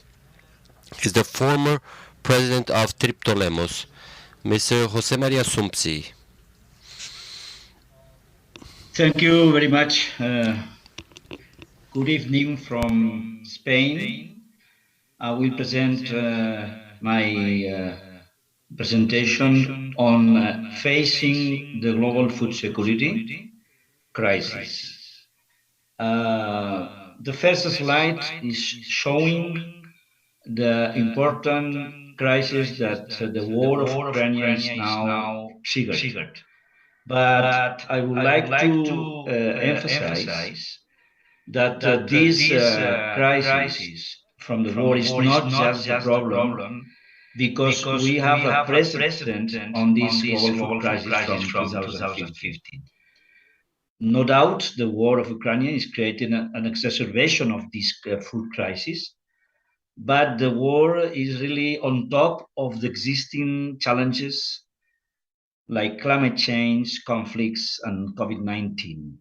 In fact, since 2015, the number of hungry people in the world is really increasing. This is a huge problem. COVID-19 really exacerbates this trend, and now the war is also more and more. All these aspects and all these factors are provoking that we are undermining the Sustainable Development Goal 2, zero hunger. Next one, please. In the next slide, we can see that the global food prices is increasing from 2020. It's not just the last part of the increase is not the war, is also, as I mentioned, the question related with climate change, conflicts, and other factors. I would like to insist that climate change is one of the most important problems for these global food prices. The next one, please. As you can see in this figure, from 2020, the World Food Prices Index in FAO is really enormously increasing. It's not just at the end of 2021 and the beginning of 22. As you can see from the second semester of 2020, the world food prices is increasingly enormously. Then is showing again my question that of course the war is important, but we are in a precedent the last years in a very huge problem. Next one, please. The next one is showing why the war of Ukraine is exacerbating so much these global food prices.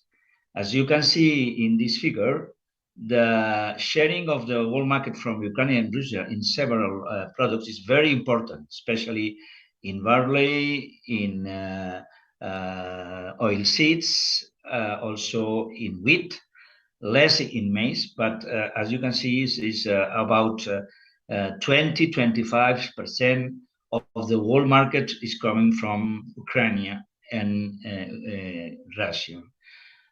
This is creating a huge problem. Next one, please. Because the concentration of this production from Ukraine and Russia is about a few countries. As you can see in this figure, in 26 countries, more than 50% of their imports of grains, especially cereals, coming from Ukraine and Russia, especially north of Africa, and also in sub-Saharan Africa, countries like Somalia or Eritrea, almost 90 or even 100% of the wheat is coming from Ukraine or Russia. But also important countries like Egypt or Turkey or other countries are very important, dependent of these imports. Next one, please.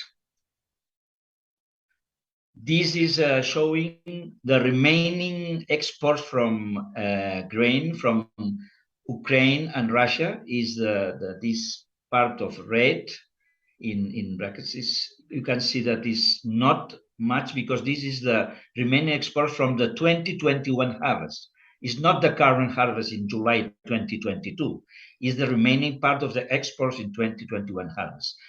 Is about 22 millions that are blocked in the ports of Ukraine, and it's a difficult situation because the countries that we saw in the previous figure that are dependent of Ukrainian imports is really suffering a very important crisis of food security.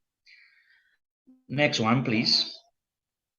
We hope that the last agreement yesterday about the unblockade of the cereal export from Ukraine, the agreement between Russia and Ukraine, facilitated by Turkey and the Secretary General of United Nations, is a very important hope that maybe this agreement will help to alleviate the situation of food security. But the implementation of this agreement is very, very complex. Last part of my presentation, I will focus on how to facing this global food crisis that we are really now exacerbated by the war, but is coming from 2015. First of all, to face this crisis, we need a coordinated global policy response. This is a very important message. No one country alone could really solve this global food crisis. We need a globally coordinated policy response to address the immediate and also the midterm and long-term problems. These coordinated policy responses in the immediate term can build stronger trust in international food markets, and in the longer term responses to this global crisis require governments to harmonize strategies to build more resilient and sustainable food systems. Next one, please.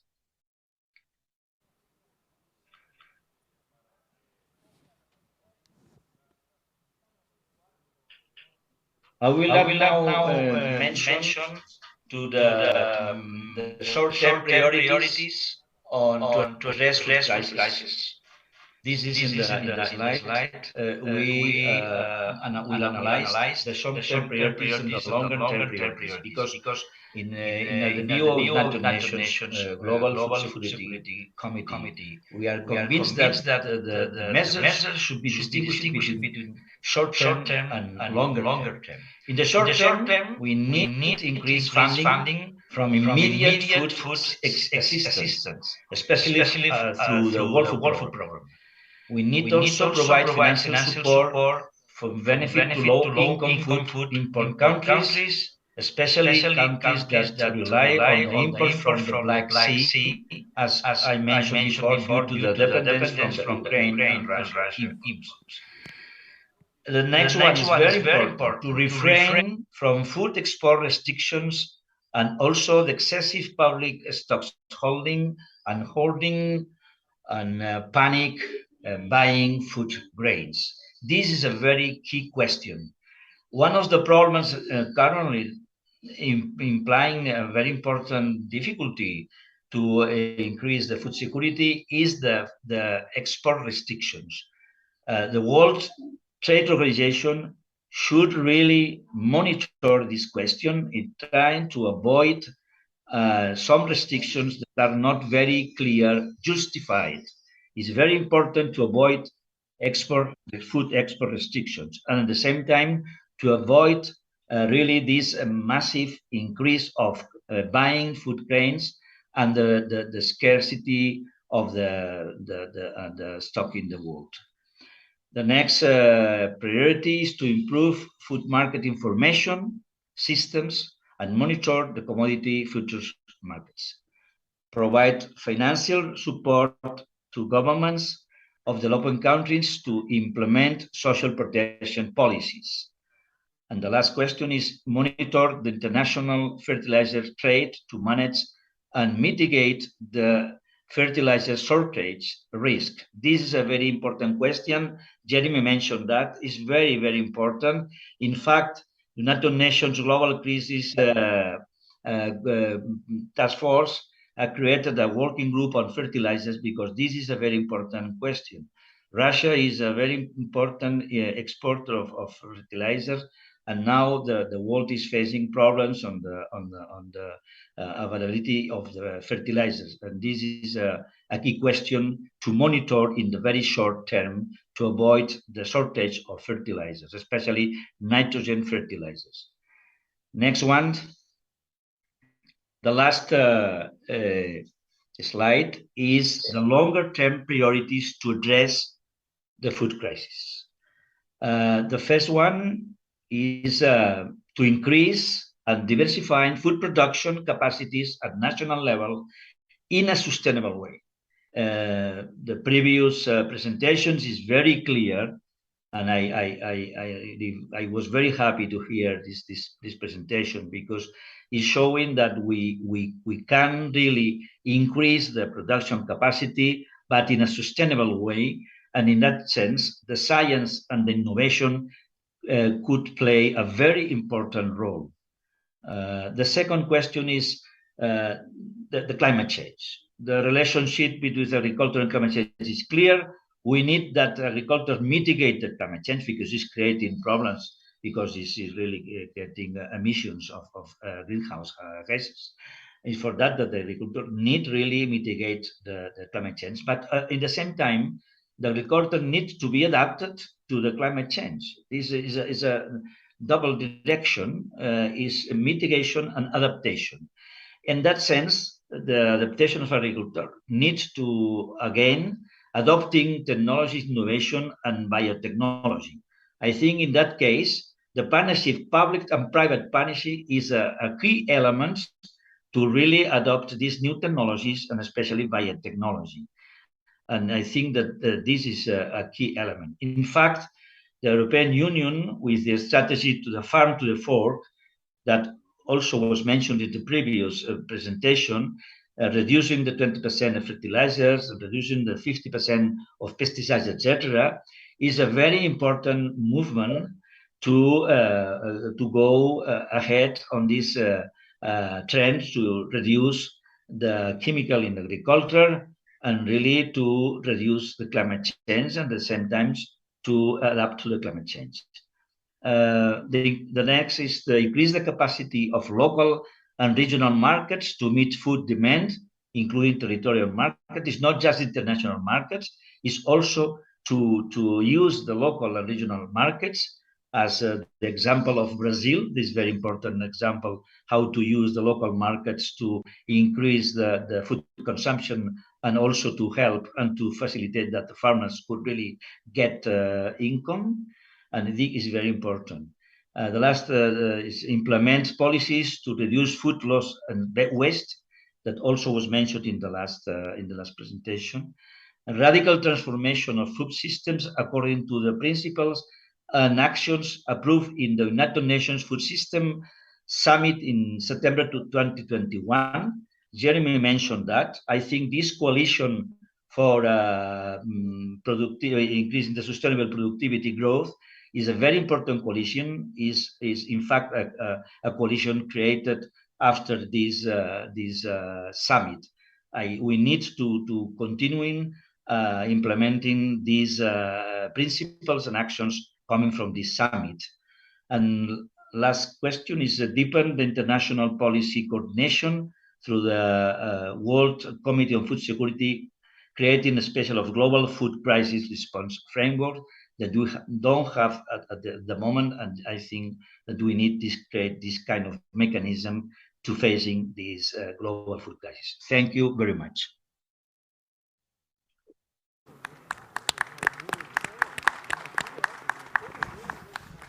Muito obrigado, senhor José Sampsi. Gente, the orientation I have is to pose one or two questions to the panels to heat up the debate, but after, to anyone who would like to ask questions. So please raise your hand so we can give you the mic. Rogério, is it clear? Two questions, two matters. First is we are going through the bridge for the traditional economy to green economy. So it involves technology and public policies. This is a rule that is observed in here. The private sector doing more, but the rules, the public sector has to participate. In this process of transition, you say that it takes a long time to do this transition. Are there public policies that are part of that? And the rural insurance could have a chapter of insurance. I think it's fundamental, this question. Thank you for that.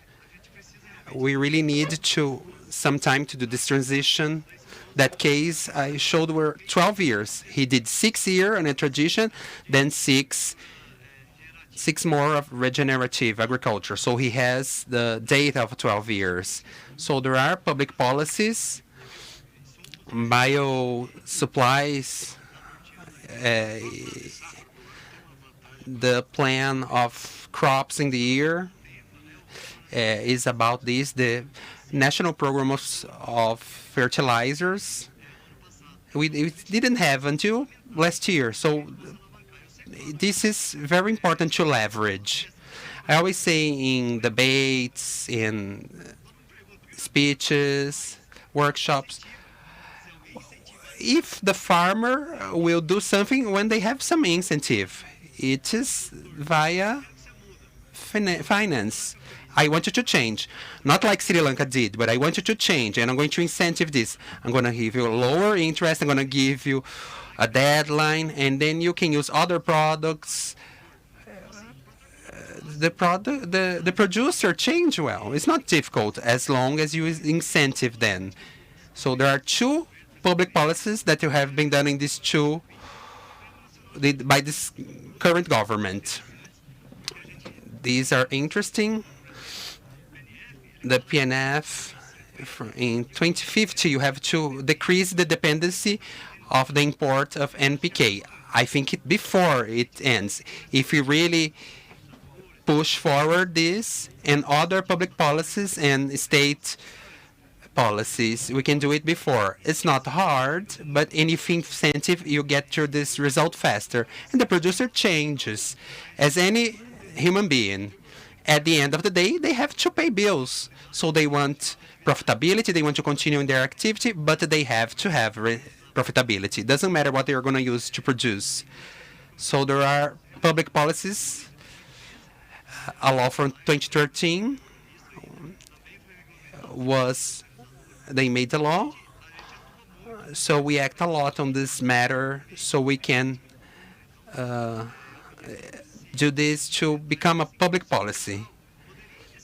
The rural insurance in the sequence, if I am more resilient, I have a cheaper costs, how do I pay more for insurance? So let's show that we have a lower cost and bigger resilience. You do a lower cost insurance, and we're working modeling that. We're going to track all the production with the CO we have that will show all the lands with QR code, pictures, and what the producer producing their land. I don't need to crop 70 bags. If I harvest 40, I am able to pay. So they have to go in this level, this public policies. Then you can make the transition faster. A proposal for the insurance to have a transition in the insurance with different prices. Jeremy.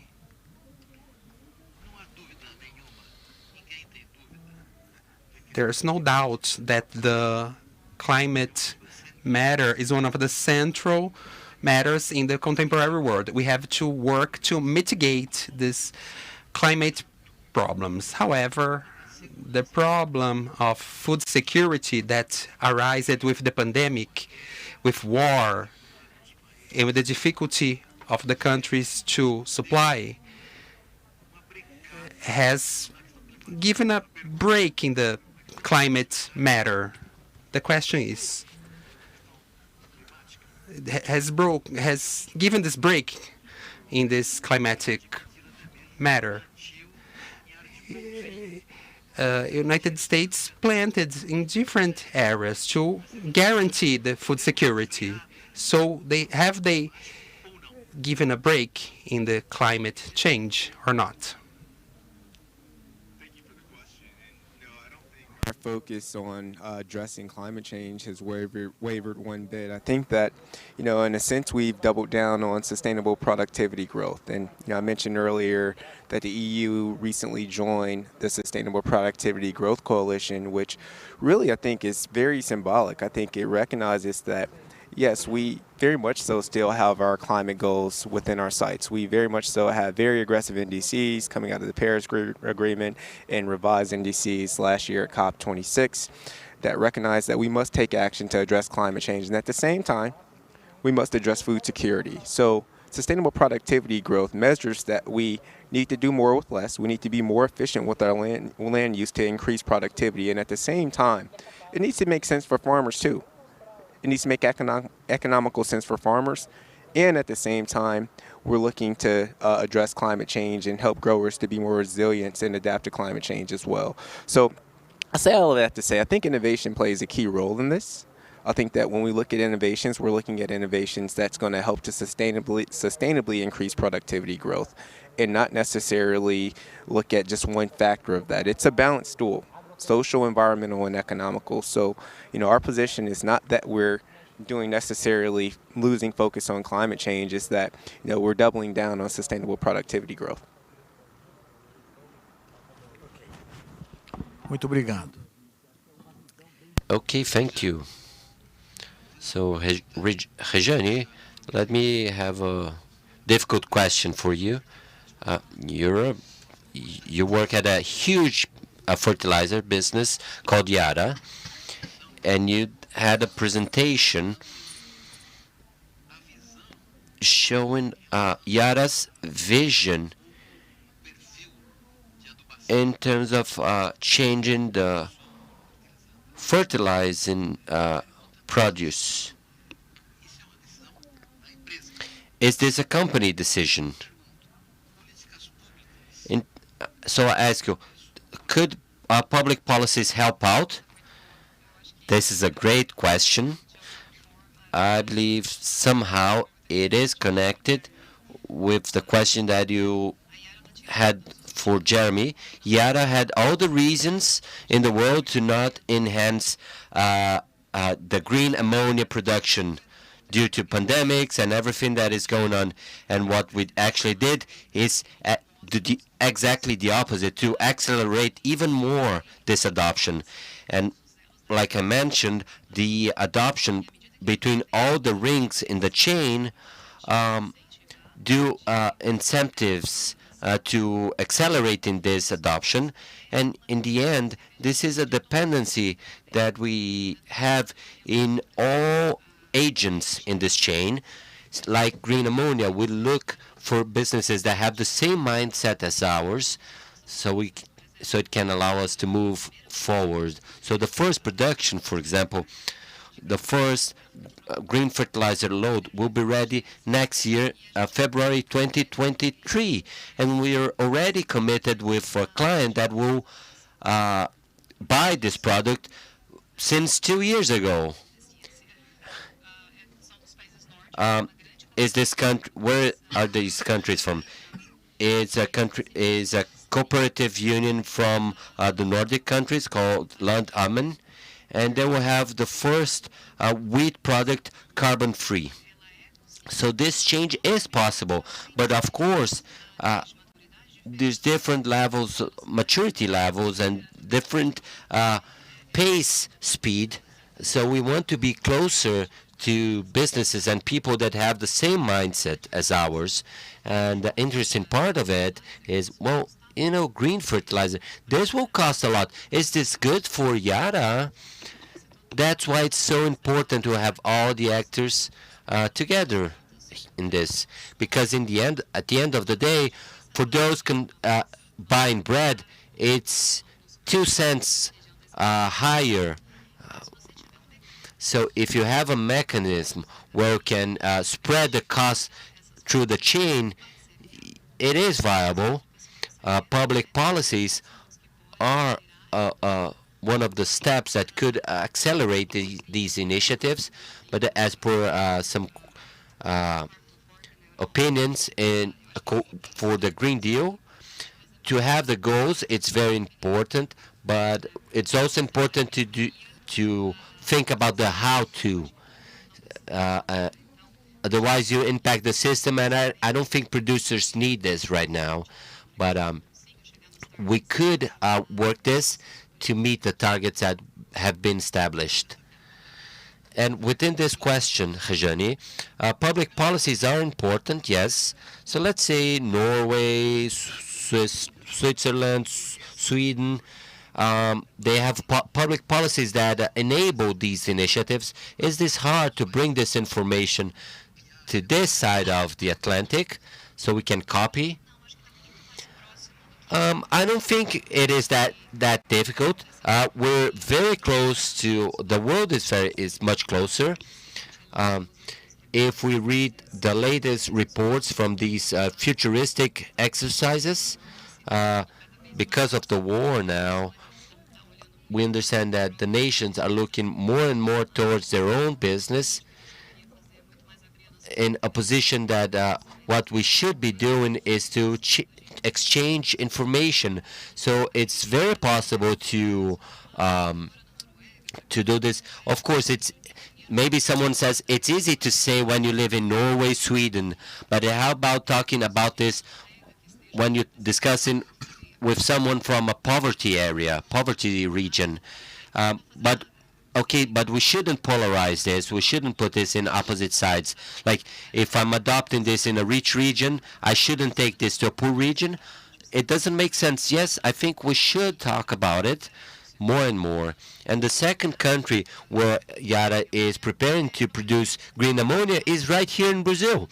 Biomethane based from sugarcane production. So yeah, there's a lot of opportunities to share knowledge in adopting these practices.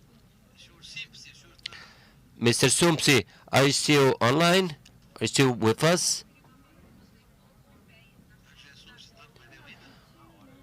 Mr. Jose Maria Sumpsi, are you still online? Is him on? Oh yes, there he is. Yes, I hear you. Yes, I am here. So let me ask you a question, Mr. Sumpsi, a hard question, if I say. Okay.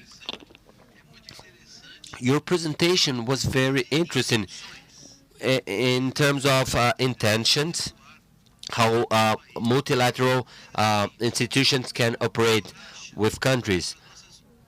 But do you think that our multilateral organizations have the capacity to interfere with countries so they have solid, friendly initiatives coupled with international initiatives? I think that, of course, the multilateralism is in a troubled situation, of course. Currently, even from the war in Ukraine, we have in a more complicated situation. But I think that the United Nations organizations are not completely efficient and are completely have the capacity to really mandatory situations and mandatory actions. But from the last summit in September 2021, there are some important decisions, like this idea to create coalitions that are voluntary coalitions, are not mandatory. Coalitions means that some countries are putting together efforts and money and technical assistance to support countries in some objectives. There are several kinds of coalitions. For instance, there are coalitions from reducing the losses and wasting from food, but also there are these coalitions that Jeremy mentioned about sustainable productivity growth. of course, it's not just all countries working together, but at least it's facilitated that some group of countries could really work together to increase and to achieve some results. In that sense, I think that my answer is okay, these multilateralism organizations are not completely efficient, are not completely strong, but is more important that we can think. And also is better than nothing. In my view, is better than nothing. Even although these organizations, as I said, is not completely strong and efficient. But for instance, the role of Secretary General of the United Nations in the recent agreement between Russia and Ukraine to unblock the ports of grain to allow the export of grain, of wheat, especially wheat from Ukraine to these African countries, jointly with the president of Turkey, is a good step and a good direction trying to help to facing this situation of global food crisis. Then my conclusion is, okay, it would be better to have a very strong and efficient international organizations, but at least the current international organizations and especially United Nations is really supporting some of these solutions or at least priorities to alleviate this global food security crisis. Thank you. Eu que agradeço. Gente, eu estou recebendo uma informação aqui que o nosso painel. Okay, everyone. I'm receiving information here that we're over time already, but I wanted to please allow at least 2 questions. So Sylvia, please.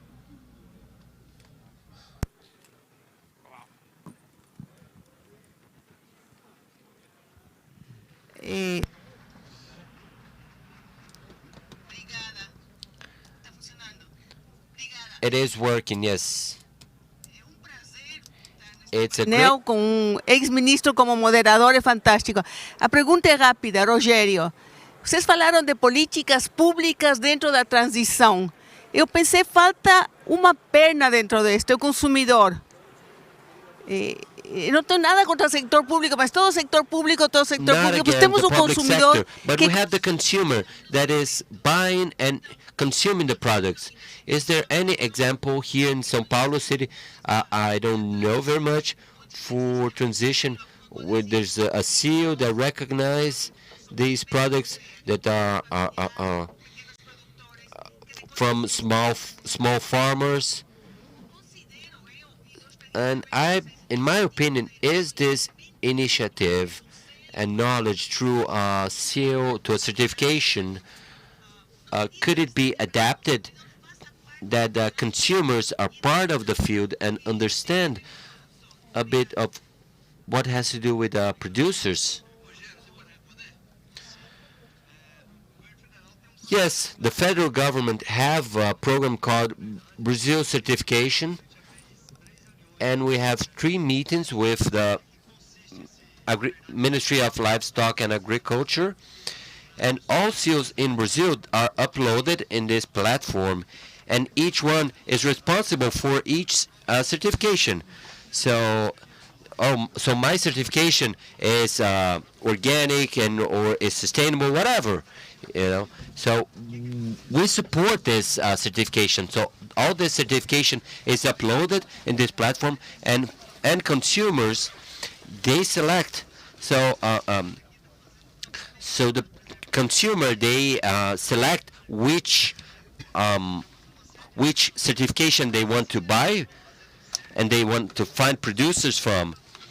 And if they buy from a certain producer with a certain certification and they're not adhering to that certification, the very consumer, they can go back into this platform and complain about it.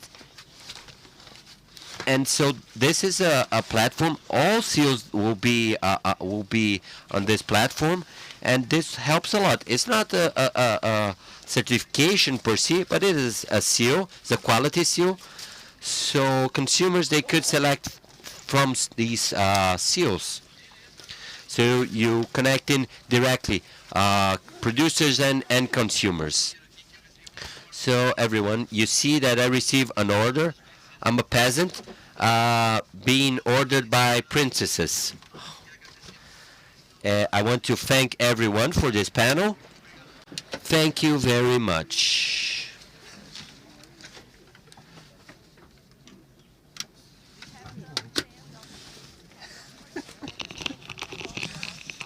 Mas se nego fica com discussão, não, maldade.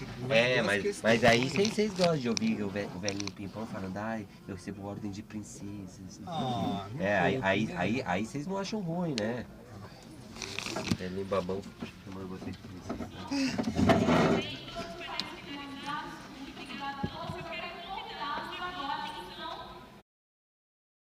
Ao vídeo de retrospectiva deste primeiro dia do Global Agribusiness Forum. Vamos lá então, peço a todos por favor atenção, assistiremos agora ao vídeo de retrospectiva deste primeiro dia.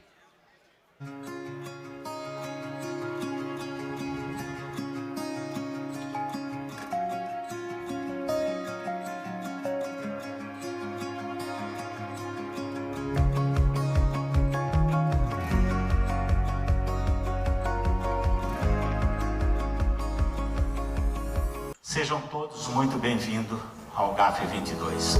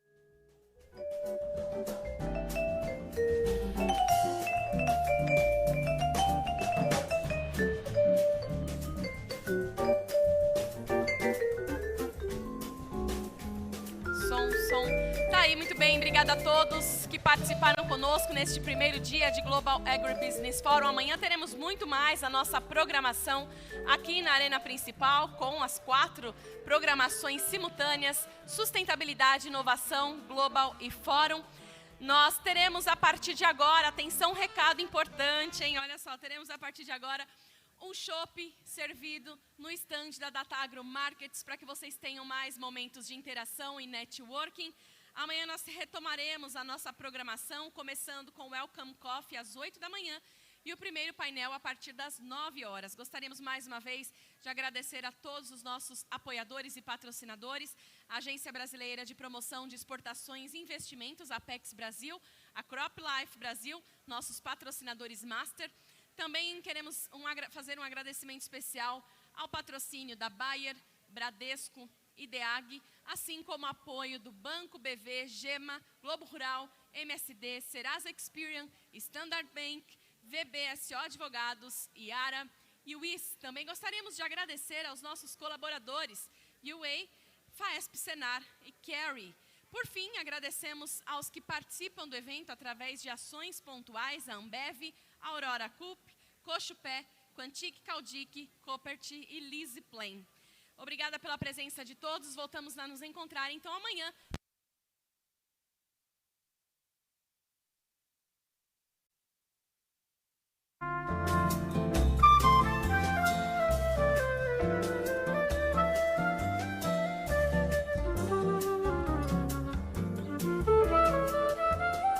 Somos o Banco BV.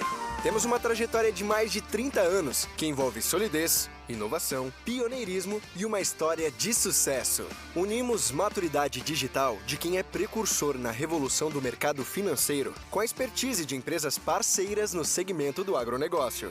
Pioneiros em emissões de títulos agro e mercado de capitais como CPR, CDCA e CRA. Temos um portfólio completo de produtos financeiros que inclui mesa de derivativos e câmbio. Além disso, atuamos de forma integrada na cadeia de distribuição das agroindústrias. Com inteligência setorial, por meio de pessoas dedicadas, acompanhamos tendências de mercado e atuamos com protagonismo. Isso inclui a agenda ESG, que é parte importante da nossa meta de compromissos até 2030, por um futuro mais leve.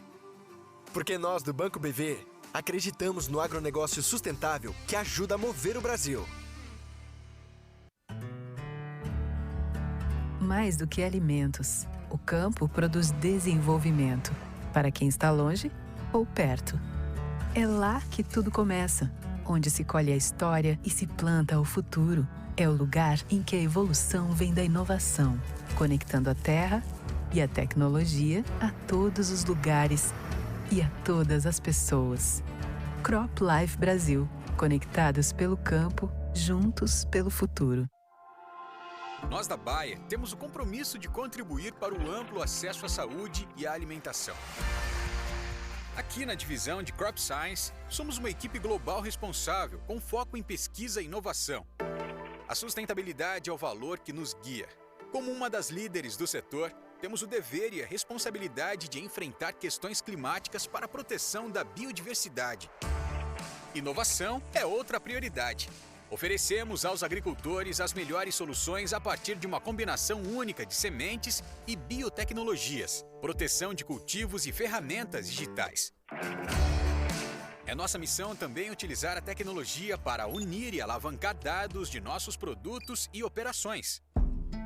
Nossa paixão pela descoberta nos motiva a não desistir de buscar as respostas necessárias para termos um futuro melhor, com saúde para todos, fome para ninguém.